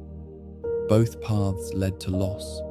Both paths required a kind of courage that most people never had to summon, the courage to act on impossible knowledge, to choose between two forms of heartbreak when the heart would prefer to choose neither. And so the moment arrived, the crossroads, inside the crossroads, and Veronica Santangelo stood in the desert air outside the bunker that had been her home for every year of her life, and made the choice that would echo through everything that came after. The Brotherhood's answer had been given, the Codex had spoken, and now she had to decide what kind of person she was willing to become in response. If Veronica chose to stay, the aftermath unfolded with the quiet devastation of someone accepting a sentence they had always known was coming. She told the patrol that she planned to respect the Elder's decision, that she understood McNamara's position even if she disagreed with it, that she would continue to serve the Brotherhood in whatever capacity was available to her. The words were sincere, spoken with the exhausted honesty of someone who had run out of alternatives and was now simply trying to make peace with the reality she found herself inhabiting. The Paladins did not accept this peace. They had not come outside the bunker to hear Veronica's willingness to comply. They had come because they saw her as a threat that needed to be addressed, a corrupting influence that had been tolerated too long by elders, whose sentimentality clouded their judgment. Veronica had always twisted the founder's principles to her own ends, they said. She had always had the ear of the elder, first Elijah and now McNamara, and that access made her dangerous regardless of whether she had successfully changed anyone's mind. The confrontation escalated from words to violence with the particular swiftness that characterized Brotherhood disputes when doctrine was invoked as justification. "Execute them," the patrol leader said, and the words carried the weight of someone invoking authority they genuinely believed they possessed, the authority of the Codex itself, which demanded loyalty above all else, and which Veronica, in their assessment, had betrayed beyond the possibility of forgiveness. The fight was brief and brutal and carried an irony so cruel it could only be appreciated in retrospect. Veronica used the pulse gun, the very weapon she had retrieved from Vault 34, as evidence to save the Brotherhood, the proof she had carried across dangerous territory in service of their survival to kill Brotherhood soldiers in power armor. 2 shots per paladin. The electromagnetic pulse reached through the most advanced protective technology the Brotherhood possessed and rendered it useless, and the men inside the armor fell as easily as if they had been wearing nothing at all. When it was over, when the desert air had settled back into its usual silence and the Brotherhood soldiers lay still on the ground outside the bunker that had been their home as surely as it had been Veronica's, she stood among them and felt something crack inside herself that would never fully heal. "God, I should get used to this," she said, and the words carried not anger, but something closer to exhaustion. The weariness of someone who had watched people she loved turn on each other and knew that this was only the beginning, that the Brotherhood's internal conflicts would continue long after she had stopped being the trigger for them. "People get desperate," she said. "They turn on each other. The first thing to go is trust." The observation was clinical, detached in the way that people become detached when feeling everything too intensely would make functioning impossible. She had just killed members of her own family, had used a weapon she retrieved to save them to instead destroy them. The Brotherhood had attacked her for asking questions, had tried to execute her for loving them enough to want them to survive. Trust had indeed been the first thing to go, and it had gone so quickly and so completely that Veronica wasn't sure she could find where it had been before it disappeared. But she would stay. She had to be resolved about this. If she wavered, it would just make things harder. They needed her, even if some of them didn't know it yet, even if some of them would never accept her presence without suspicion or resentment. She was not going to abandon them. Not now. Not after everything.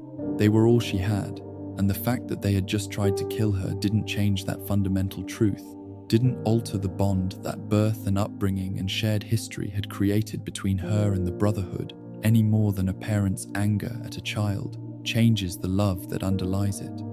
If, instead, Veronica chose to leave, the departure carried its own particular weight of finality. The Brotherhood hadn't left her any choice, she told the courier, and the statement was both honest and carefully constructed, framing her decision as forced rather than voluntary, because acknowledging that she was choosing to leave voluntarily would have required acknowledging something about her own feelings that she wasn't yet prepared to confront. It was this, or a lifetime of scavenging and watching friends die in losing battles. The either-or was real enough, though it omitted the third option that no one spoke aloud, staying and watching the Brotherhood die from the inside, which was what she had been doing for years already. The patrol outside the bunker received the news of Veronica's exile with the cold efficiency that characterized Brotherhood responses to situations where doctrine provided clear guidance. "Leaving into exile," they said, as though the phrase were a technical term with precise legal implications. "Good, save us the trouble." But they warned her clearly. Any hint of treachery, any thought of return, and they would erase both her and the courier from existence. The threat was delivered without emotion, as though reading from a manual, and it carried the particular chill of institutional violence, not personal hatred, but organizational policy, impersonal and absolute. They left freely.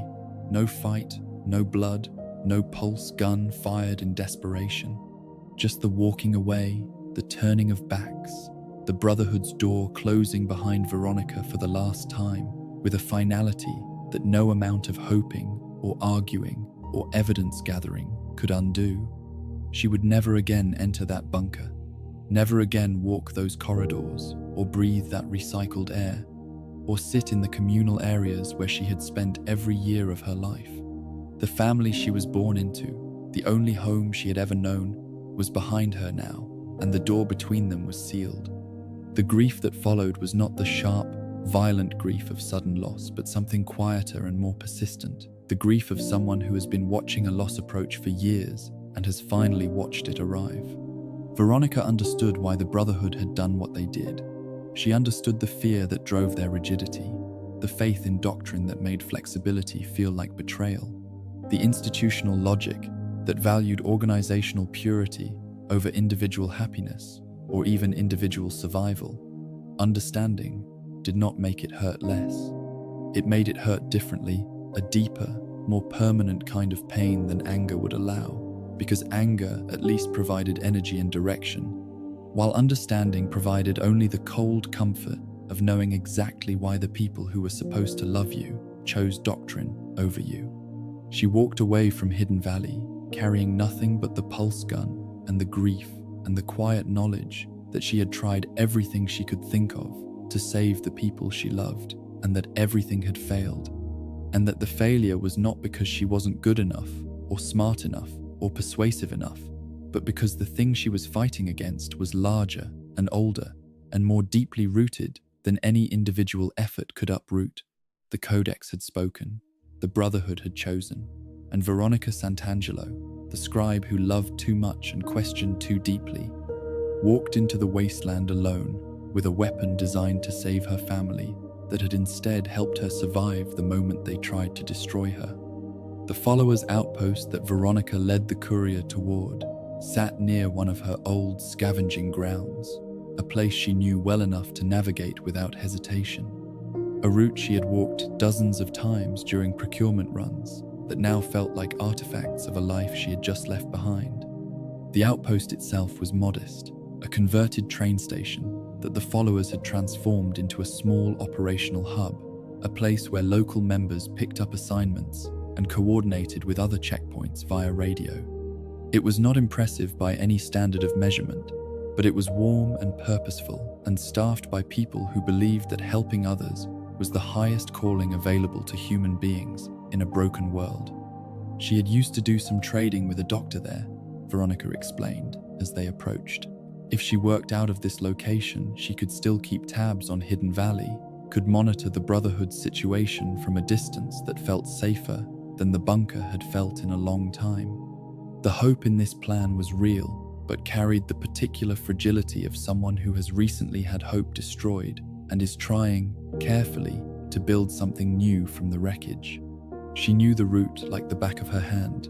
She wanted to meet people, see if she could be of any use. The language of purpose and contribution, the desire to matter somewhere, even if that somewhere was not the place where she had always mattered most. Dr. Alvarez greeted them at the terminal with the open warmth that characterized followers' interactions, a genuine pleasure at meeting new people, and an immediate recognition of the value that Veronica's Brotherhood expertise could bring to their work. Formerly of the Brotherhood of Steel, Veronica said, and the words carried the particular weight of someone introducing themselves with a history that was both credential and wound. Doctor. Alvarez's response was everything the Brotherhood's response to outsiders never was: welcoming, curious, eager to learn from someone whose knowledge represented exactly the kind of expertise the followers valued. There was certainly a lot they could learn from her technological understanding. Dr. Schiller handled placement, Dr. Alvarez explained, and he wouldn't be back until the following day. If Veronica could return then, they could work out her assignment. The request for patience was reasonable, the delay minimal, but it created a pocket of time in which Veronica existed in a kind of suspended state, no longer Brotherhood, but not yet followers, belonging nowhere and everywhere simultaneously, waiting for a future that felt for the first time in years like it might actually contain something worth waiting for. The waiting itself was almost peaceful. The outpost hummed with the quiet activity of people doing work that mattered. Doctors preparing supplies, and guards monitoring perimeters, and everyone moving with the particular sense of purpose that comes from believing your daily labor makes someone's life better. Veronica watched them and felt something she hadn't felt inside the Brotherhood bunker in a very long time. The sensation of being in a place where knowledge was valued for what it could do for people rather than for what it could prevent people from having. The atmosphere was everything Hidden Valley was not: open, generous, focused on the living rather than the preservation of dead world artifacts. But the waiting also meant returning, and returning meant walking back through a door that the Brotherhood's reach extended beyond in ways Veronica had not fully considered. The Brotherhood tracked its members. They always had, always monitored the movements of those who left or might leave, always maintained awareness of where former members went and what they did and who they associated with. Veronica knew this, had known it for years. But the knowledge had been abstract, theoretical, a fact about Brotherhood operations that didn't quite connect to her own situation because she had never before been the subject of that tracking rather than the person conducting it. The return trip to the outpost felt normal at first, the familiar route carrying the comfortable rhythm of repeated travel. Veronica walked beside the courier through the morning air, the desert gradually warming as the sun climbed, and allowed herself to think about what the next few days might look like.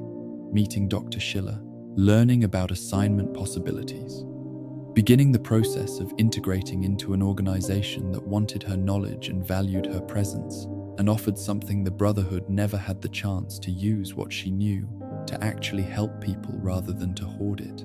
Behind bunker walls, the door of the converted train station opened and the world ended, not in fire or explosion, or any of the dramatic mechanisms by which the world had ended the first time around. It ended quietly, in the stillness of a room where people who had been alive yesterday were dead today, where the warmth and purpose and gentle human activity that had characterized this place had been replaced by the absolute silence of aftermath.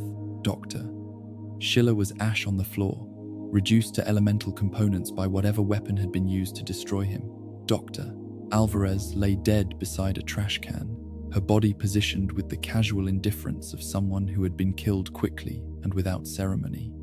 The other followers who had staffed this small outpost were gone in various states of destruction, the evidence of violent and thorough killing scattered across the small space like debris after a storm. And standing in the back room, waiting with the patient certainty of people who knew exactly what they had done and were entirely satisfied with the result, were Brotherhood soldiers in power armor.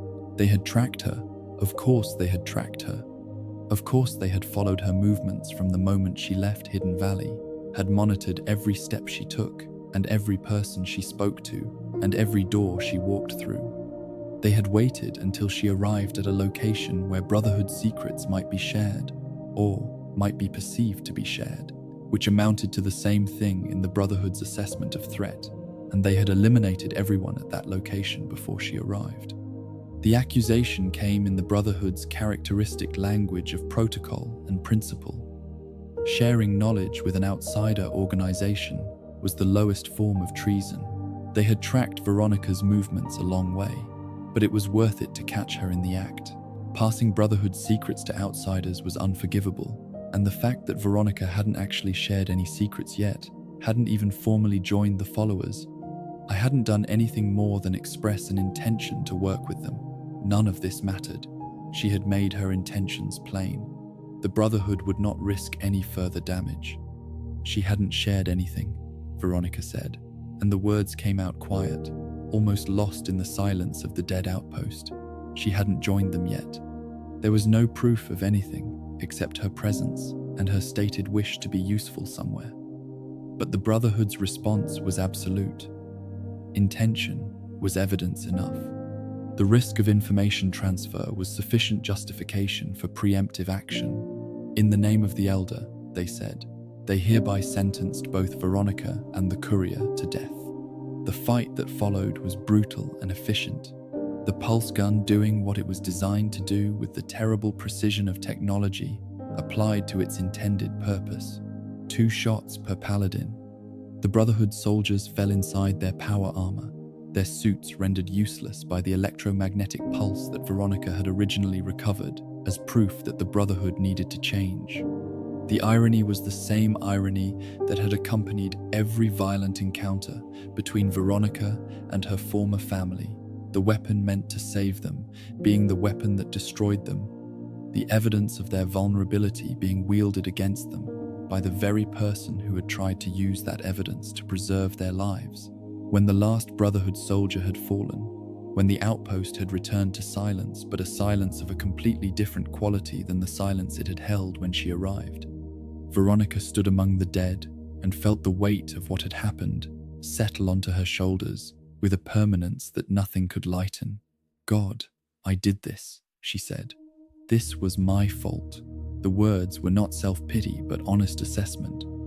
The reckoning of someone who could trace the causal chain from her decision to leave, to the Brotherhood's decision to track her, to the followers' decision to welcome her, to the Brotherhood's decision to destroy everyone at the location where she might share what she knew. "Why didn't I see this coming?" she asked. And the question had no answer that could make sense of it because there was no sense to be made. Of course, they would track her. Of course, they would assume the worst. Of course, they would kill anyone who might benefit from her knowledge, because that was what the Brotherhood did when they perceived a threat to their informational monopoly. She should have known she was beaten before she began. Should have understood that leaving the Brotherhood didn't mean being free of the Brotherhood, that their reach extended beyond bunker walls into the wasteland itself, following former members like shadows that could never be outrun. But she had to try. The words came out with the quiet conviction of someone who needed to believe that the attempt itself had value, regardless of its outcome. These people were dead because she had tried to find somewhere her knowledge could do good, and the guilt of that knowledge would stay with her for the rest of her life. But the alternative, never trying, never leaving, staying in the bunker and watching the Brotherhood die by inches while keeping her knowledge locked behind walls, was its own kind of death. Slower and quieter, but no less final. The decision that followed was made not in anger or despair, but in the cold, clear light of someone who has seen the same pattern repeat enough times to understand that it will continue repeating regardless of what she does. She would not join the followers, not here, not anywhere. She was not going to risk this happening again. Every organization she approached, every group that welcomed her, every community that might benefit from what she knew, all of them would become targets the moment the Brotherhood learned of her association. Her presence brought death to anyone who tried to help her, and the only way to stop bringing death was to stop seeking help. "Better that way, for everyone," she said. And the words carried the weight of someone closing a door on a possibility that had briefly seemed like salvation, and had instead proven to be another path to the same destination that all her paths seemed to lead. She would keep to herself, would not try to join anything, would continue traveling with the courier, would finish what she started with them, but would not allow herself to become the reason someone else paid the price for the Brotherhood's paranoia and violence.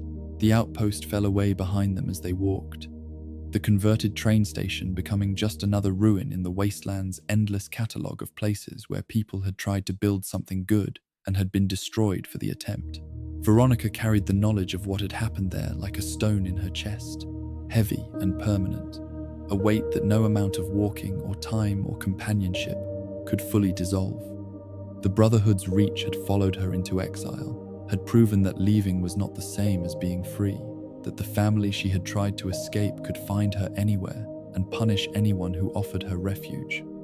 And so she walked on, carrying everything she had lost and everything she still possessed into a wasteland that suddenly felt larger and emptier and more indifferent than it had before, toward no destination in particular, because every destination carried the risk of becoming another grave for people who had done nothing wrong, except try to help a woman who had once been a scribe in a bunker in California and who had loved her family too much to watch them die, and questioned too deeply to stay silent, and paid for both of those things, with losses that accumulated like dust on the surface of a world that had stopped caring about individual grief a very long time ago. Time passed in the way that time passes when there is no larger purpose to measure it against, flowing forward without the markers that missions and quests and desperate hopes provided. Veronica continued traveling with the courier, and the traveling became its own kind of life, a rhythm of movement and rest, and the small daily negotiations that survival demanded. Wake before dawn when the desert was cool, travel through the morning when the air was still breathable, rest in the midday heat, finding shade where shade could be found, conserving water and energy for the afternoon's continuation, move again as the sun began its descent, searching for a place to camp before darkness made travel dangerous. Within this rhythm, Veronica began to find something she had not expected to find after everything that had happened. Not happiness exactly, and not peace, but a kind of bearable equilibrium. The grief didn't disappear. It settled into her like sediment into water, becoming part of the landscape she inhabited, rather than the storm that consumed her. She thought about her parents in quiet moments, about the way her father had laughed when no one important was watching, about the patience her mother had shown when teaching her to read terminals. She thought about her former lover, somewhere in the wasteland, living a life Veronica could only imagine. She thought about Elijah, carrying out his incomprehensible plan in whatever dark corner of the Mojave he had retreated to. She thought about the followers at the outpost, about Dr. Alvarez's warm welcome, and Dr. Schiller, who had never gotten to meet her, and the guards who had spoken of helping people with such genuine conviction. These thoughts came and went without destroying her, which was itself a kind of achievement, a sign that the human capacity for continuing to exist after loss was stronger than any individual loss could extinguish. She was not whole. She would never be whole again in the way she had been before the Brotherhood's slow dying had begun to take pieces from her. But she was functional, was present, was capable of engaging with the world around her in ways that suggested survival was becoming something more than mere biological continuation. The dress arrived in a moment so quiet, it almost didn't register as the significant event it was. The courier found it somewhere in the ruins, one of the countless pre-war artifacts that the wasteland preserved with random and often cruel selectivity, and brought it back with a simplicity that made the gesture feel like the most natural thing in the world. "Got something good for you?" they said. And the way Veronica's face changed when she saw it, when she held the elegant fabric in hands that had spent years gripping pneumatic gauntlets and scavenged tools and weapons designed to kill, was the most honest expression, she says, had worn in longer than either of them could remember. For me, the disbelief in her voice was real, genuine surprise that someone had thought of her, had noticed the desire she carried and had acted on it without being asked. No, it's too much," she said, and then, when the courier insisted, "Well, okay, but it's too much," and then she looked at it properly, really looked at it, saw the elegance and the style and the quality that she had been hoping to find for years during procurement runs, that always turned up weapons and supplies, and never anything that served the simple human need to feel beautiful. "Oh, it's perfect. Thank you. The gratitude was enormous, disproportionate to the gift if you measured it only by its material value, but perfectly proportionate if you measured it by what the dress represented: years of wanting, years of feeling reduced to function by Brotherhood robes that made every woman feel like a soldier rather than a person, years of dreaming about something elegant and eye-catching and sexy that said, I exist as more than what this organization needs me to be. She wore it, and something shifted, visibly. The Brotherhood scribe's hood came off, revealing natural hair that had been hidden for so long that seeing it felt like meeting a stranger who was actually a very old friend. Veronica looked different in the dress, looked like someone who might have existed before the Brotherhood claimed her, might have existed independently of doctrine and duty and the collective identity that had defined her for every year of her life.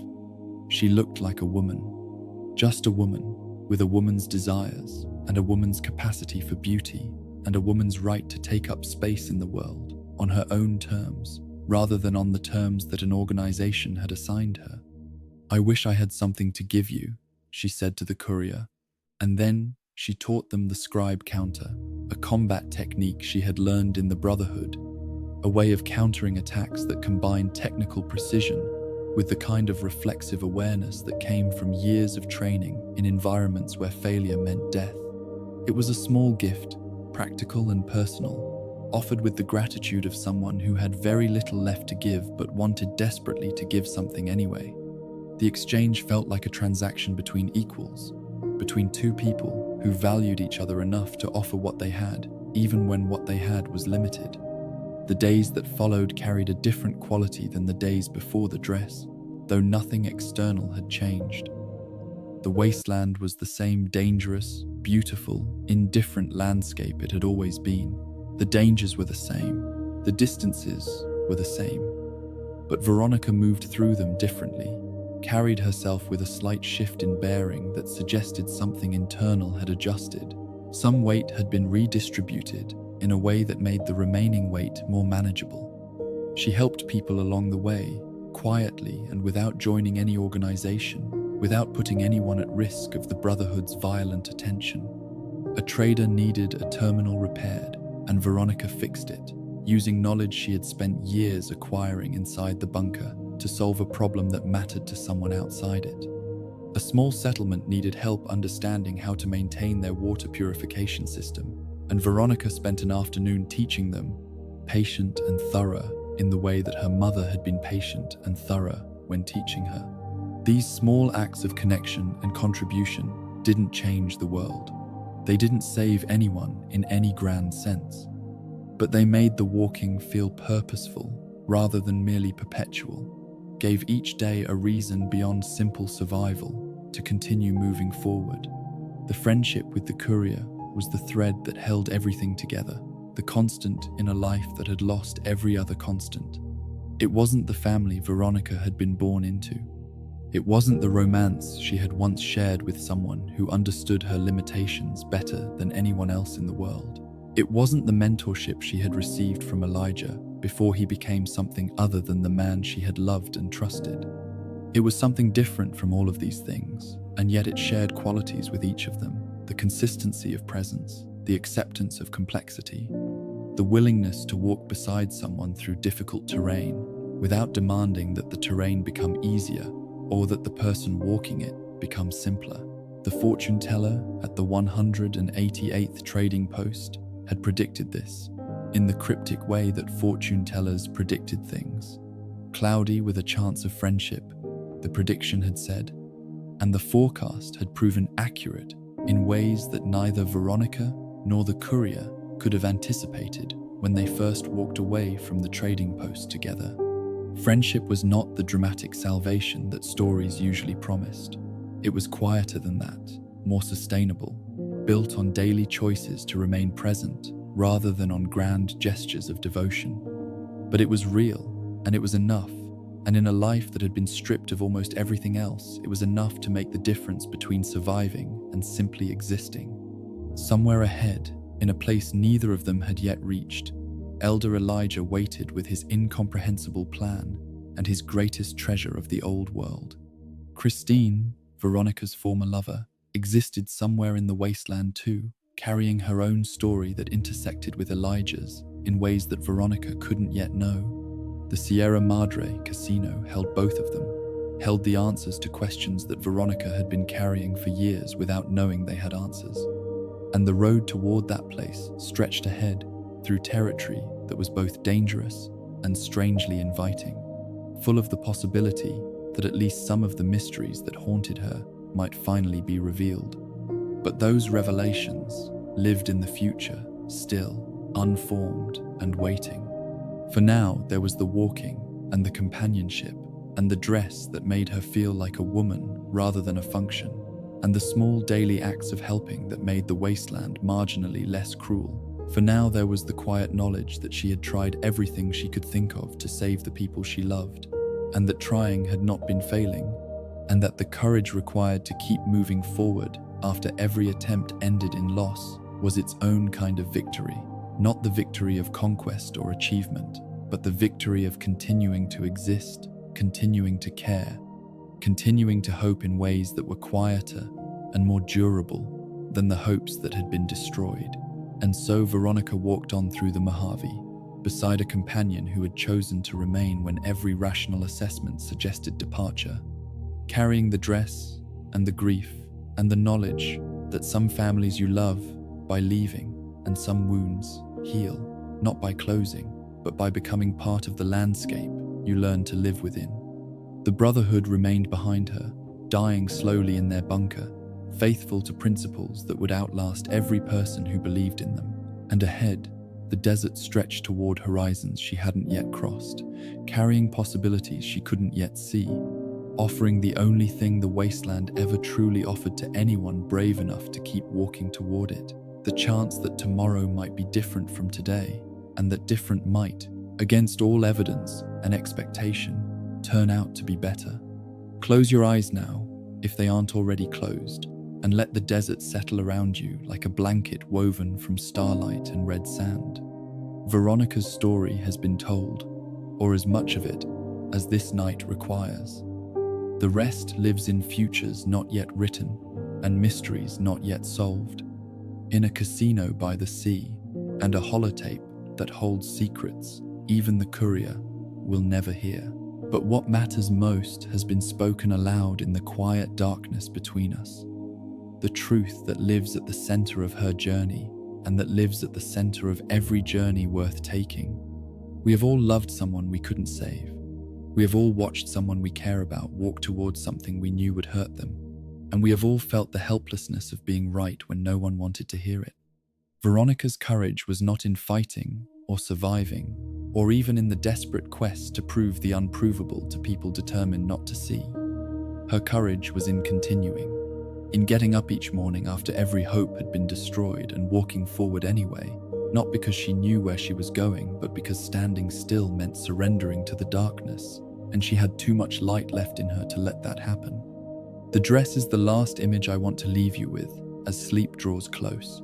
A small thing, a piece of fabric found in the ruins of a world that burned 200 years before Veronica was born. It meant nothing to the wasteland and everything to her, proof that beauty persists even when survival demands all your attention. Proof that wanting to feel like yourself is not weakness, but the most fundamental form of strength. Someone saw what she wanted and gave it to her without being asked, and in that small act of attention lived everything that chosen family can be when blood and doctrine have failed.